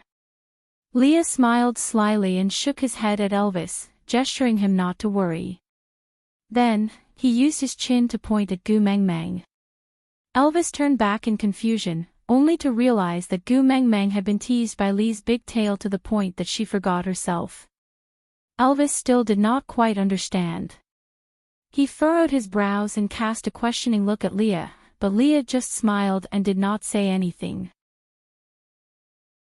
There were some things that did not need to be told to everyone. Leah swung his big tail and approached Gu Meng Meng step by step. Finally, he sent his fluffy tail into Gu Meng Meng's arms. Gu Meng Meng rubbed her face against Lee's big tail in satisfaction after hugging it. The satisfaction and happiness on her face could not be faked. At that moment, Lee's heart felt like it was being teased by a pair of little hands. That touch made his whole body go numb. Then, a faint sweetness spread all over his body. He wanted this female. Leah moved his face that resembled a blood-stained white lotus to Gu Meng Meng, who was playing happily. He asked in a light and ambiguous tone, "Daddy Lee's tail, do you want it?" Aside from the topic, tomorrow at 12 noon, this article will be published. Once again, I beg my little babies not to keep reading for the next 3 days. From the 13th to the 16th, please follow the article every day and leave more comments. If anyone wants to reward Jean Eyre and Gu Meng Meng, please focus on pampering them during these 3 days. Chapter 83. Gu Meng Meng nodded her head hurriedly, her big watery eyes filled with anticipation. To a furry lover like Gu Meng Meng, this big tail was too tempting. If you accept me, this tail, and my entire body will belong to you. Leah inched forward, half leaning his body to cater to Gu Meng Meng's height. His pair of slender hands had already retracted his sharp fingertips, leaving only his white and slender fingertips, gently caressing Gu Meng Meng's little face with a tactile sensation. His tone was filled with endless ambiguity and extreme temptation. But Gu Meng Meng was so engrossed in the big tail that she could not pull herself away, but she still had her rationality, even though it was just a strand. Whoosh! Leah pulled away slightly, and the big tail in Gu Mingming's arms slipped out of her hands. Gu Mengmeng instinctively reached out to grab it again, but she only grabbed air. As for Leah, he transformed into a snow-white fox, looking at Gu Mengmeng with a holy and arrogant posture. He lifted one of his front paws to his lips, and stuck out his pink tongue, licking his paw nonchalantly. Pfft! Gu Mingming's HP was already empty. Her last bit of rationality completely broke, and she pounced over to hug Li's neck, burying her entire body in Li's pure white fur in satisfaction. A faint grassy fragrance entered her nose, mixed with Li's unique scent. That was a hidden wildness, barely visible, and only faintly discernible, that was the most fascinating. Leah smiled lightly in his heart. It was really rare to see a female that liked a male body so much. If he had known this earlier, why did he use the fox seductive fragrance on her yesterday? Wouldn't it be settled if he just revealed his true form?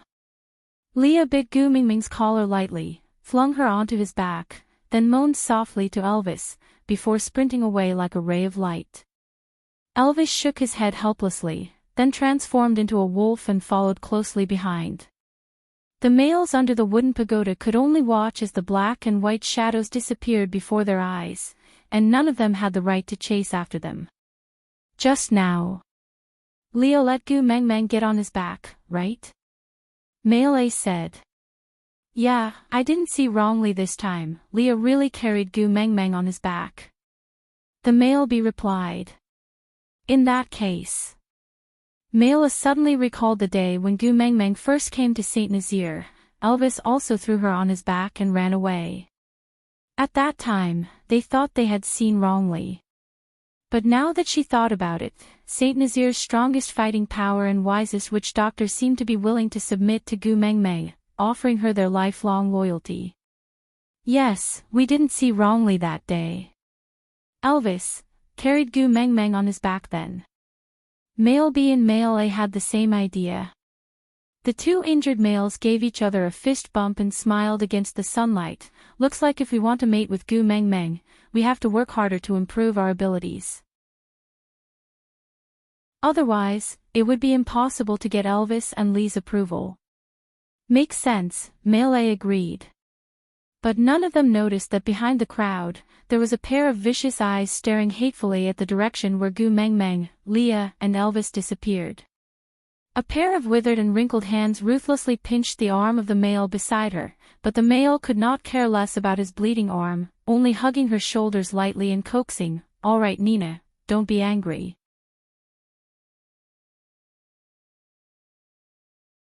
Chapter 84. Leah and Elvis returned to Elvis's cave one after another. Leah stopped at the entrance of Elvis's cave and transformed into a human but kept his tail and ears in his beast form. He did not seem to mind that others might think he was a lowly half-orc now. He just laid on his side seductively and used his large tail to encircle Gu Mengmeng in his arms. While using his large tail to tease Gu Mengmeng, who was playing happily, he looked at her with a doting expression and asked, "Can I go in?" Gu Mengmeng could not bear to let go of this large tail at all. Moreover, it was not like Leah had never entered Elvis's cave before. What reason did she have to reject him? So she nodded hurriedly and said, Yes, of course you can." Leah nodded his head in satisfaction and exchanged glances with Elvis, saying, "Go ahead and hunt, leave this to me." Elvis did not transform back into his human form as he was afraid that he would reveal his jealousy. Gu Mengmeng liked Li's original form so much, but she did not even look at him, who had also transformed into a wolf.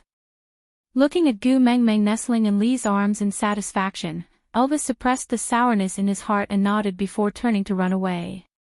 He used his speed to challenge his body's limits to numb the irritation in his heart. He kept telling himself that he and Leah were both Gu Mengmeng's partners and it was fine as long as she was happy. After Elvis left, Leah hooked Gu Mengmeng's little chin lightly and turned her little face towards him. Looking at her hugging his tail innocently and not letting go, Leah felt a strange feeling in his heart once again. It was as if a warm current was spreading from his left chest to the rest of his body. That feeling was very warm, very comfortable, and made one yearn for it. Tell me, what should Elvis's title be when it corresponds to Daddy Leah?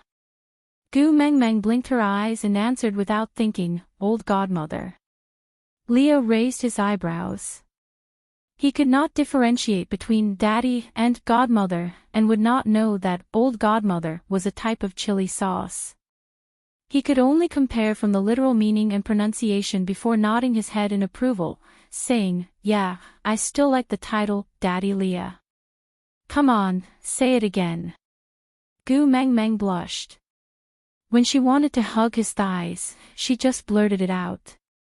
But now that there were only the two of them, this demon was still looking at her ambiguously and asking her to call him Daddy. It was so damn embarrassing. You're not calling me.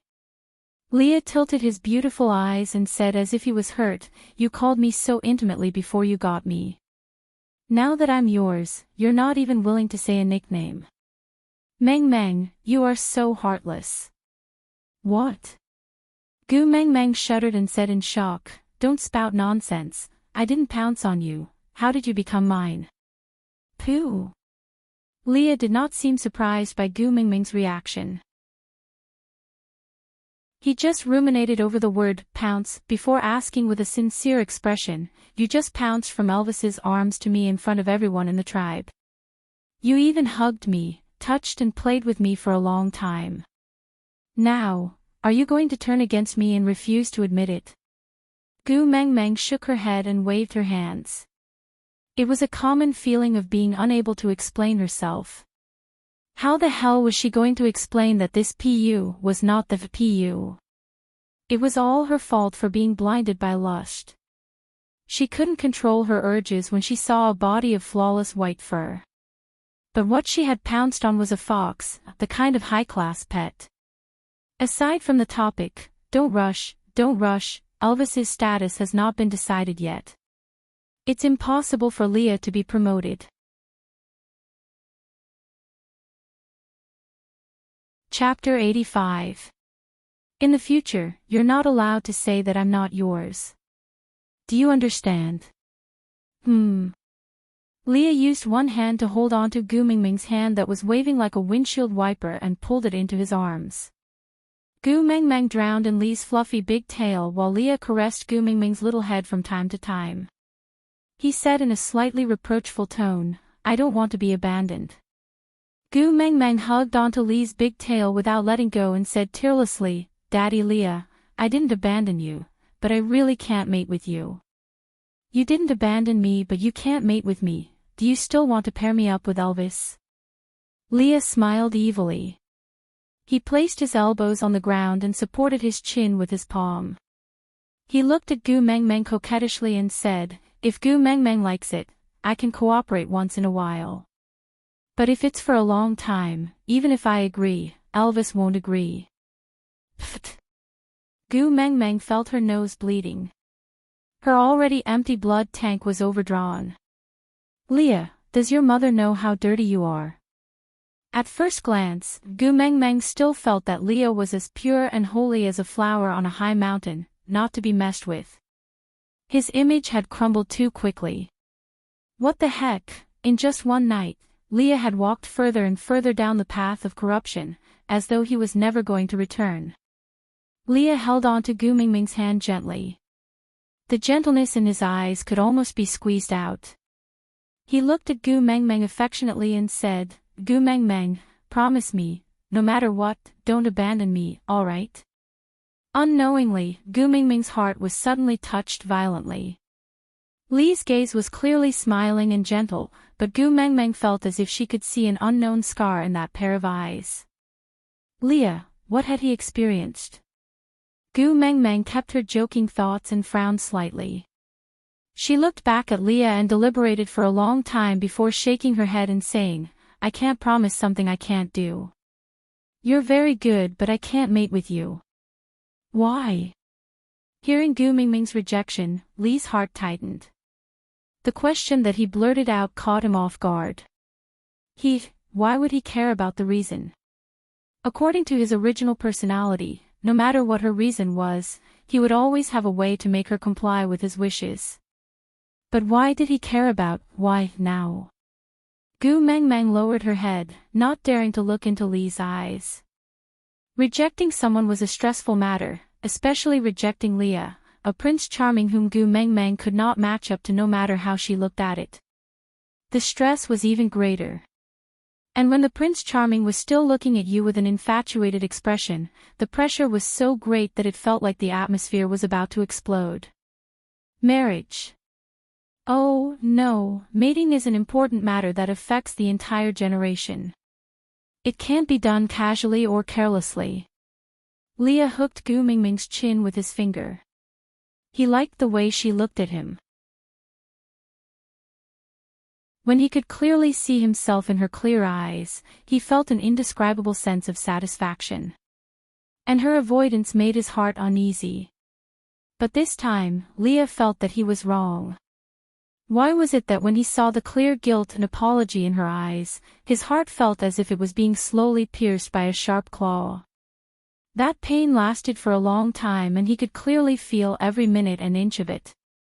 I'm willing to pledge my lifelong loyalty to you, not carelessly or casually.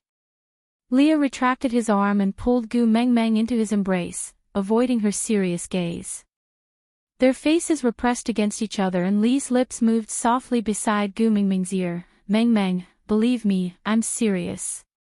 Aside from the topic, on the first day of the PK, I'll add more updates. My little babies, please leave a comment whether Gu Mengmeng would have meat to eat in the future depended on everyone.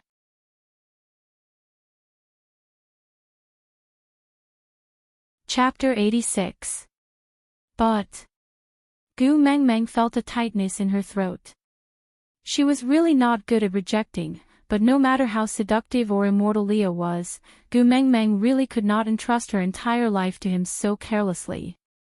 We've only known each other for 3 days. You still have a lifetime to slowly familiarize yourself with me. Leah supported the back of Gu Mingming's head with one hand, while the other wrapped around her waist tightly. He was afraid that he would hurt her if he used more strength, but he was afraid that she would break free and never come back if he used less strength. Gu Mengmeng tried to push Leah away, but to no avail. Compared to males, even if she had 2 years of bodybuilding training, she was still considered a weak girl without the strength to truss a chicken. Leah, I'm sorry. Gu Mengmeng gave up struggling and allowed Leah to hug her like that.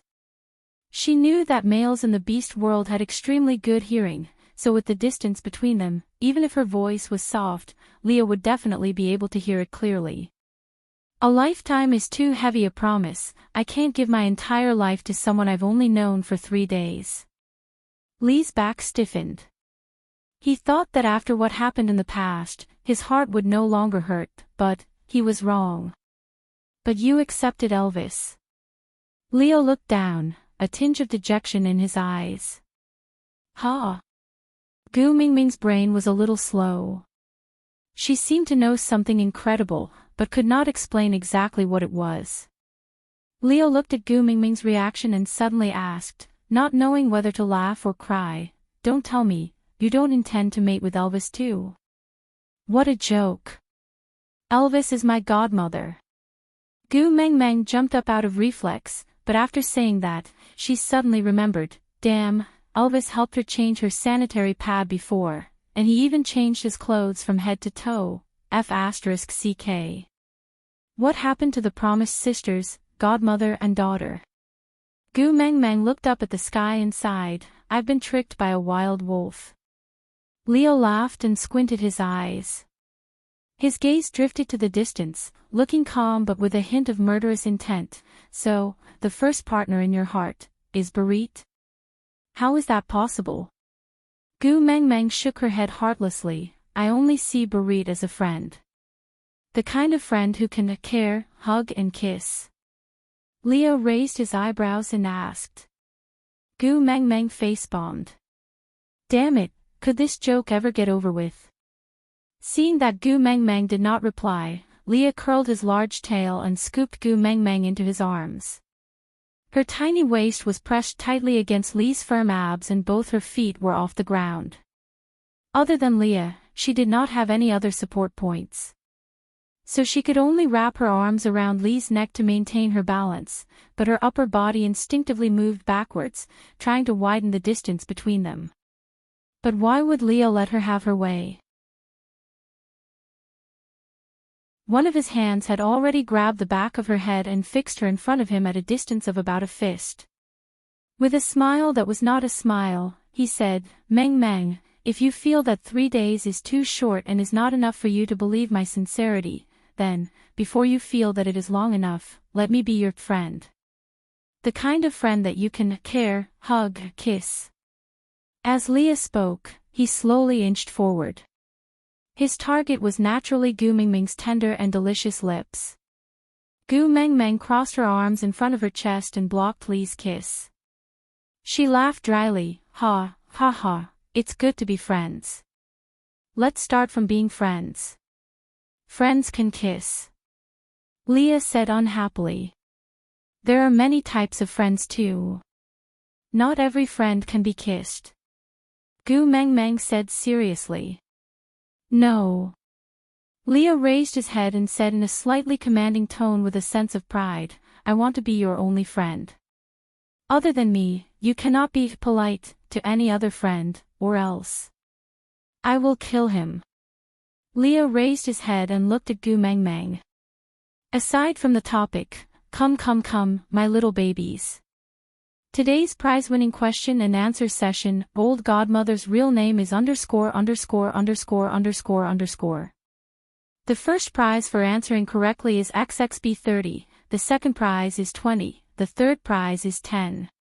The prize for 40-10 is 5. The prize for 11-20 is 2. It's just a small token for fun, babies, don't despise it. Chapter 87. Leo looked serious and Gu Mengmeng could not help but recall his decisiveness last night, as well as the blurry image in the depths of her memory. On a dark and windy night, that man whose face could not be seen clearly carried her with one hand, while the other hand easily broke Colin's arm, saving her from the hands of the Grim Reaper. She would not doubt Lee's words. This was the beast world, where violence was justice and only the strong could enjoy the spoils. Leah had enough ability to fulfill every word he said, and even if he did it, no one would find it inappropriate. The winner was the king, that was the logic. But the education and living environment that Gu Mengmeng had received meant that she was unable to accept the fact that human life was just an ordinary and common setting like everyone else here. She was even more unable to accept the fact that others would simply die because of her. "Leah, the world is so beautiful, but you are so hot-tempered. This is not good, not good." Gu Mengmeng nodded her head seriously, trying to convince Leah to give up on that cruel idea. Lee's coquettish gaze landed on Gu Mengmeng's little face. His index finger gently lifted her little chin and accepted her gaze. The corners of his lips curled up slightly, making him look extremely flirtatious, graceful and noble with unparalleled elegance. "Call me Daddy." For some reason, Leo liked this title very much. Even though he did not know what Daddy was. Gu Mengmeng's lips twitched. What an instant drama. She even suspected that what Leah had said just now was purposely teasing her. "Not calling me that." Gu Mengmeng turned her head away proudly, who was not a baby. "Really not calling me?" Leo was not angry, he just swayed his big tail lightly and looked at Sandy who was walking towards them from afar, deep in thought. He said, "This world is not so beautiful after all." Gu Mengmeng followed Lee's gaze and saw that Sandy had already walked to the edge of Elvis's territory, receiving a pile of unknown things from his mails. She carried them and walked towards them. Leah seemed to be doing it on purpose, his slender and bony fingers stretched out one by one in front of Gu Mengmeng, his fingertips growing sharp nails at a speed visible to the naked eye. Was he going to be irritable? Gu Mengmeng immediately gave up on her principles and hugged onto Lee's thighs. Daddy Leah, please calm down. Leah pretended to be hesitant as he looked at Sandy and then at Gu Meng Meng. He asked with 30% threat and 70% anticipation, between Sandy and me, who do you like more? Gu Meng Meng flattered him without any principles, I like Daddy Leah. Leah smiled in satisfaction and retracted his fingernails. He tapped Gu Meng Meng's little nose lightly and said, don't call others daddy, this title belongs to me only. Yes, Daddy Leah. Gu Meng Meng nodded her head vigorously. She did not have the habit of going around looking for someone's father, so why would she not agree? Good. Leah was extremely satisfied. Although he did not gain Gu Meng Meng's approval to become her partner, it was already a good progress to be able to live together with her. Leah did not want to force Gu Meng Meng too much, in case he scared her. So he rubbed her furry little head and said, go and play with Sandy, I think Elvis should be back soon. Daddy Leah will roast the rabbit for you later. Gu Meng Meng really wanted to tell Leah that calling himself Daddy Leah was very chunibu, but when the words reached the tip of her tongue, she chose to swallow them back into her stomach. She nodded obediently and said, all right. Out of topic, oh, yes. Just to clarify. All activities are limited to little friends who leave messages in the message area of Xiaoxiang Academy. Because Xiaoxiang's authors don't have a backer on QQ reading, we can't set up any rewards. Dear readers, if you are willing to have fun with Giner, please download the Xiaoxiang Academy app also, leave a message, leave a message. Collect, collect, collect. Chapter 88. Leah gently let go of Gu Meng Meng and placed her on the ground steadily. Then, he slowly stretched out his large tail and followed Gu Meng Meng's rhythm as she ran toward Sandy until his tail could no longer touch her. Leah retracted his tail and looked at Gu Meng Meng's radiant smile with a doting expression. He pondered over what Gu Meng Meng had said just now. The world was so beautiful, yeah, it was indeed beautiful. This was unprecedented. Leah turned around to start a fire. Although he was fearful of the fire demon, it was a necessity for his Gu Meng Meng to eat. So what if he had to use his bones as firewood? On the other side, Gu Meng Meng pounced towards Sandy happily. She took the things from her hands and asked, why did you bring so many things over? Sandy distributed the things to Gu Meng Meng and said, you left just like that just now and forgot to take the yellow gravy that everyone gave you. Gu Meng Meng slapped her forehead in realization. Then, she rubbed her hands together with a money grubber face and said, Ayaya, that's great Sandy, you're really my lucky star. Elvis just happened to go hunting. Let's roast meat with honey later. Sandy remembered that Gu Meng Meng mentioned before that their original tribe called the yellow gravy honey. At the thought of roast meat, Sandy swallowed her saliva instinctively. But looking at Leah, who was starting a fire behind Gu Meng Meng, Sandy twisted her fingers and said with some grievance, today is the first time Elvis and Leah are your partners. This day is too precious to them. Sandy looked at the yellow gravy in Gu Meng Meng's hands. She imagined the combination of the sweet yellow gravy and the delicious roast meat and what kind of amazing taste would be produced. That would definitely be an unprecedented delicacy. Wiping away the saliva that flowed down from the corner of her mouth, Sandy endured the huge torment in her heart and said, I'll come and eat with you next time. Before she finished her sentence, Sandy had already turned around to leave. But her pair of meaty feet were rooted to the ground and could not move an inch. Gu Meng Meng looked at Sandy's struggling back view and the meaty hands that were purposely left behind for her to hold. She burst out laughing. She walked to the front of Sandy and stuffed the yellow gravy into her arms. Leah, Elvis, and I don't have that kind of relationship. If you want to know the details, why don't you stay and eat with us? Let's talk while we eat. Ha! Sandy's heart sank into two huge whirlpools. The whirlpool on the left was why Gu Meng Meng said that Leah and Elvis did not have the kind of relationship she had imagined. The whirlpool on the right was, when would the roasted meat be cooked? Which one should I ask first? Sandy was extremely conflicted. Gu Meng Meng looked at Sandy's conflicted expression and nudged her with her shoulder. Stop daydreaming and come over to help.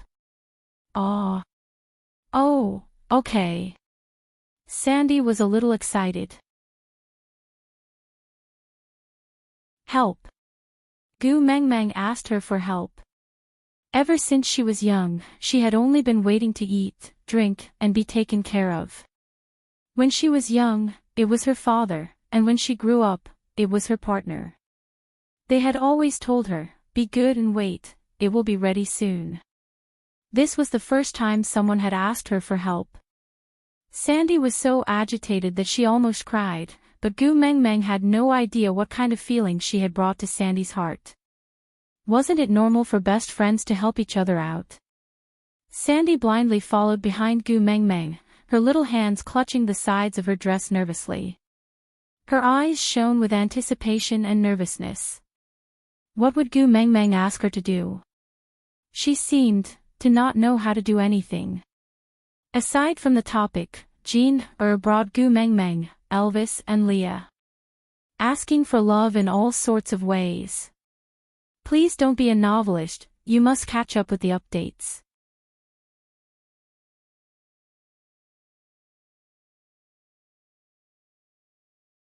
Chapter 89. Gu Meng Meng skipped to Lee's side with Sandy. At this moment, Leah had just started a small fire by mimicking how Elvis had drilled wood to start a fire on the punishment platform. Leah frowned slightly. Animals had a more sensitive sense of smell than humans, and orcs had a better sense of smell than animals. The smoke had obviously made Leah choke. Gu Meng Meng had always been a person who took pity on beauties. Her heart ached when she saw Leah in pain. She hurriedly took over the wooden stick from Lee's hands and said, "It's all right, Daddy Leah, go and rest. Leave this to me and Sandy." Lee's lips curled up slightly. He liked how Gu Meng Meng was concerned about him. With a slight curl of his big tail, he circled Gu Meng Meng and placed her behind him, using his body to block the smoke for her. He looked at her gently from the corner of his eye and said, "My heart will ache if I choke you." Thump, thump, Daddy Leah was really good at flirting. Gu Meng Meng felt her bones soften and she almost drowned in Lee's faint smile that could turn all living things upside down. No way. No way. Gu Meng Meng turned to look at Sandy, who was sitting obediently at the side. Are those your males squatting and smelling the smoke over there? Sandy looked in the direction that Gu Meng Meng was pointing at. She then turned around and nodded at Gu Meng Meng. Yeah, it's Bode and the rest. Why don't they come over? Gu Meng Meng was puzzled. Sandy seemed to be used to Gu Meng Meng's lack of common sense. She did not think much about it and just patiently explained. This is Elvis's territory. Without his permission, other males cannot enter as they please. If not for you, even a female like me cannot enter as she pleases. Gu Meng Meng asked in a daze, has Elvis always been so unsociable and doesn't interact with others? Sandy could not help but shake her head. It's not that Elvis is unsociable. Every male has his own sense of territory. He can't offend any other males or else he will be seen as a provocation and be attacked. Gu Meng Meng blinked and rubbed her chin. Then what if I want to look for you in the future? If I accidentally enter someone else's territory, won't I die a horrible death? As Leah added dried leaves to the fire, he said nonchalantly, don't worry, you have Elvis and me, no one can hurt you. Gu Meng Meng's eyes sparkled like stars. She clasped her hands in front of her chest and looked at Leah with admiration. Daddy Leah is so reliable. Leah smiled without saying a word. He was in a good mood as he added a bunch of dried leaves to the fire, almost extinguishing the small flame that had just started. Gu Meng Meng, why did you call Leah Daddy? What exactly does Daddy mean? Sandy tilted her head and asked Gu Meng Meng with a curious look. Papa. Gu Mengmeng felt a deep sense of despair. The Papa and Mama combo was the first word she learned when she was learning to speak, but she did not know how to use literal words to explain this form of address. After thinking for a while, Gu Mengmeng finally squeezed out a sentence: "Daddy is the most reliable male in this world. He will save us from any danger or hardship. No matter what kind of difficulties we encounter, he will stand in front of us and protect us for the rest of our lives. Daddy is the only male in this world who will never abandon us or betray us." She said, "the only." Lee's heart skipped a beat. This was the first time he heard such a familiar yet foreign word from a female. Was he the only? She said. Aside from the topic, today's Q&A, Sandy has a crush on a single male in Saint Nazaire. May I ask if this male is ______? Same rules: the first baby who answers correctly will get XXB 30, the second will get 20, the third will get 10. 11 to 25. 21 to 33.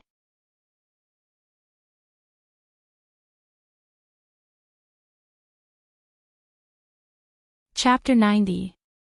Oh, so Daddy is what you two partners call each other. Hee, then I will also call Bode Daddy Bode in the future. Sandy thought that Daddy was like honey and was just a dialect. But before she could finish her sentence, she felt a chill down her spine. She looked towards the source of the chill and saw Leah smiling at her with a burning wooden stick in one hand. That smile was so cold that it sent shivers down one's spine. Crack! The wooden stick in Lee's hand was crushed into pieces and some sparks splashed onto Lee's body.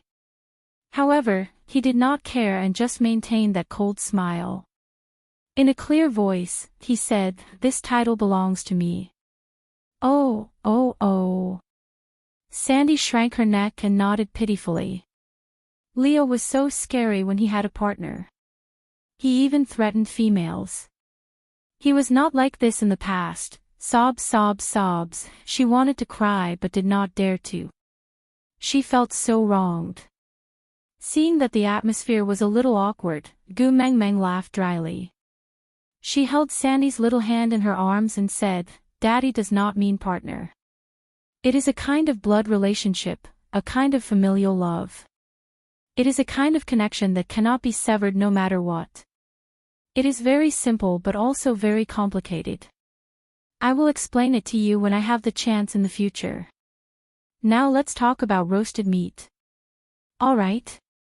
Yeah. Sandy nodded her head as if she understood but did not probe further. She only hoped that the chapter on Daddy would be over as soon as possible. Lee's face darkened even more and he looked especially angry. Because, Gu Mengmeng just said that Daddy did not mean partner? You do not intend to mate with Leah? Sandy grasped the main point with a face full of shock. She completely ignored the fact that Lee's veins were popping out from her roar. Gu Mengmeng shook her head honestly and said, "At my place, we do not mate as soon as we reach adulthood. We will start off as friends and after we understand each other to a certain extent, we will become lovers when we feel that it is right. After a few years of dating, we will get used to each other and when everything is right, we will then seek the approval of both families and become partners under the blessings of all our friends and family." Sandy was confused. Friends, wasn't it like the relationship between her and Gu Mengmeng? Will we become lovers in the future? Sandy asked in confusion.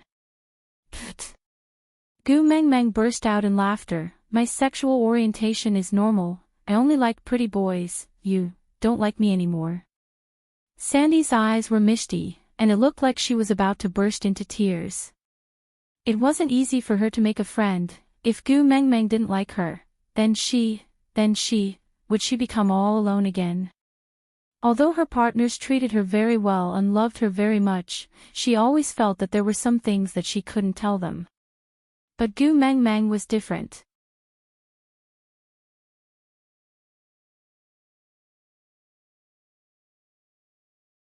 Chapter 91. In your world, all males and females start off as friends, then become lovers, before finally becoming partners. Sandy blinked her big innocent eyes and tilted her head to ask. Gu Mengmeng played with Li's big tail while nodding her head and answering, not necessarily, we have a phrase called love at first sight. It's two people who can recognize each other in the bustling crowd, as if they are the other half of you that you have been searching for years. Then, the heavenly thunder and the earthly fire went out of control, and they got married just like that. Oh, marriage means mating. Sandy nodded her head as if she understood, then continued asking, then why didn't you fall in love with Leah at first sight? Cough, cough. Gu Mengmeng almost choked to death on her own saliva. Sneaking a peek at Leah, he was indeed smiling, but that smile looked dangerous no matter how she looked at it, as if he would rush up and strangle Sandy any time. Gu Mengmeng roared in her heart, I say, Sandy, you have to be more careful. Why did you have to rub it in? But even though she was cursing in her heart, Gu Mengmeng still had to come out to smooth things over. So she shrugged her shoulders and avoided Li's gaze guiltily. It was clearly written in his eyes, please start your performance, I am waiting to hear your explanation. Gu Mengmeng opened her mouth to say something, but almost bit her own tongue. But Sandy did not let it go, and added another stab, don't you like pretty older brothers? Leah is so pretty. Gu Mengmeng face-bombed, she decided to give Sandy the Best Bad Friend award. But Leah smiled, and whispered into Gu Mengmeng's ear like a spring breeze, in the entire beast world, I am afraid there is no one more good-looking than me, so, you like me, how about that? Ha, ha ha. Gu Mengmeng thought to herself, was Daddy Leah selling himself? Wasn't he afraid that she would really pounce on him after being obsessed with him? Oh, he definitely did not know that there was a phrase in the modern world called fast food love, the kind that leaves after eating without taking responsibility. Just as Gu Mengmeng was fretting over how to reply, she saw a black wolf with something in its mouth dashing towards her from afar. Strangely enough, Gu Mengmeng did not feel afraid at all when such a ferocious beast pounced on her. Instead, she felt a sense of familiarity and intimacy. She jumped down from Li's tail, waved at the black wolf and shouted, Leader, Elvis's heart warmed. This was the first time he understood the meaning of family. In that dark, cold cave, there is a little girl waiting for you to come back. That was why he unconsciously sped up when he was hunting just now, as if something was pulling him back quickly. So, this was what it meant to be anxious to return home. It was only because she was waiting for him, and he couldn't wait to see her wave at him. As Elvis decelerated, he transformed into human form to prevent himself from crashing into her. Elvis grasped the perfect distance. After he completed his transformation and deceleration, he stood steadily in front of Gu Mengmeng, with a distance of half a step between them. Holding a bunch of rabbits in his hand, Elvis could not wait to wrap his other hand around Gu Mengmeng's shoulder and bring her into his arms. Gu Mengmeng, who was clearly a small ball, so soft that it seemed as if she would break with just a little force, had such an indescribable and wonderful power that made him yearn and go crazy. And Gu Mengmeng, who was in his arms, felt even crazier. Leader, where's your beast-skin dress? Aside from the topic, Gu Mengmeng, Sandy, it's the group interview time now. May I know how do you feel about receiving the honor of being the best worst friend? Sandy, firstly, I want to thank my papa and mama. Without them, I would not have been born. Secondly, I want to thank CCTV, Beast World TV and all the other TV channels. Thank you for everyone's recognition and love for me. Of course, the person I want to thank the most is my best friend, Gu Mengmeng. If it wasn't for your help, I would never have received this award. Half of this honor is mine, and the other half is yours.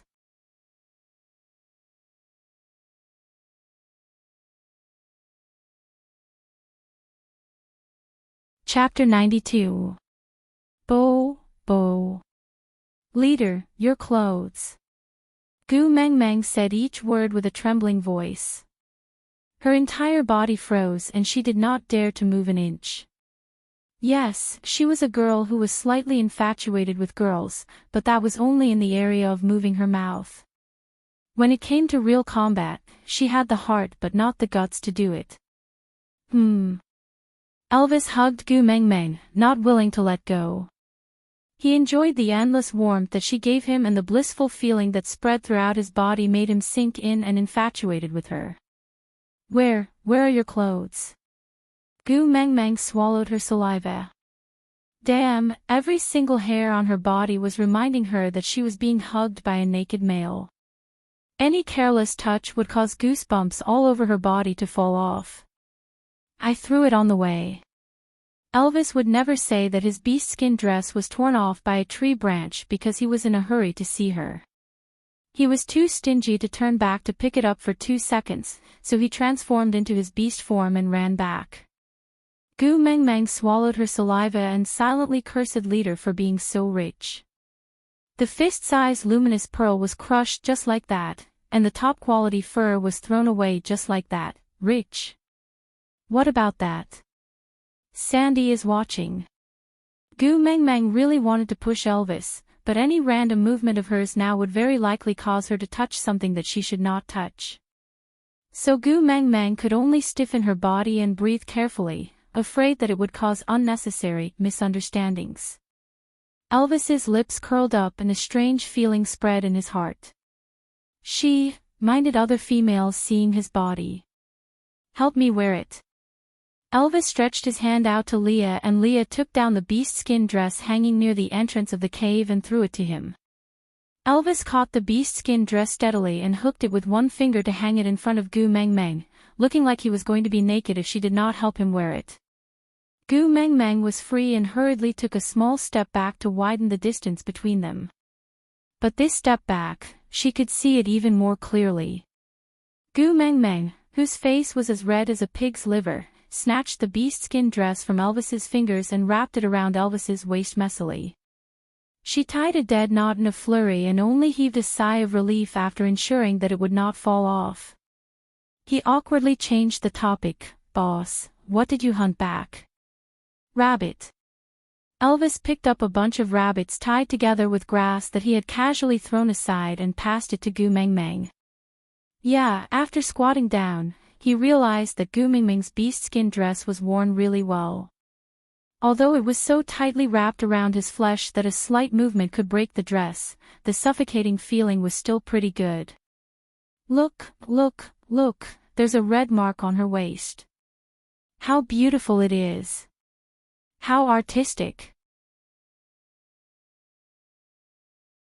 Oh, the feeling of pain was just right to make every cell in his body excited so deliciously. Elvis's smile grew wider. He decided that unless Gu Mengmeng personally took off this dress, he would continue wearing it like this.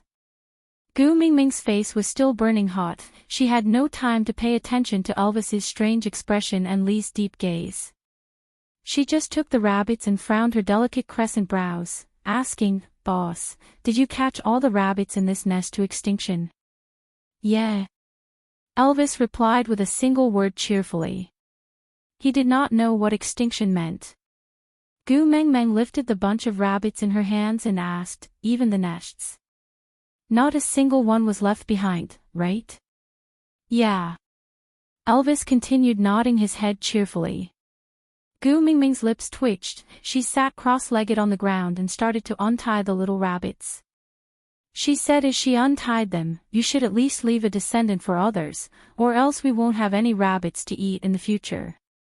Aside from the topic, my babies, today is the last day of the PK. Collect your comments and click them tomorrow when the results are out. I will inform my babies immediately through the author's words. Today's prize-winning question and answer. Gina is planning to do something. Please listen to the question, are you a fan of Air Meng or a fan of Lai Meng? Or, are you a fan of Air Meng? Leave a comment and tell us your faction. Let's see how many people are on the same side as you. You're tuning in to the Journey of the Soul YouTube channel. Don't forget to subscribe and join us on this journey to catch the most captivating stories.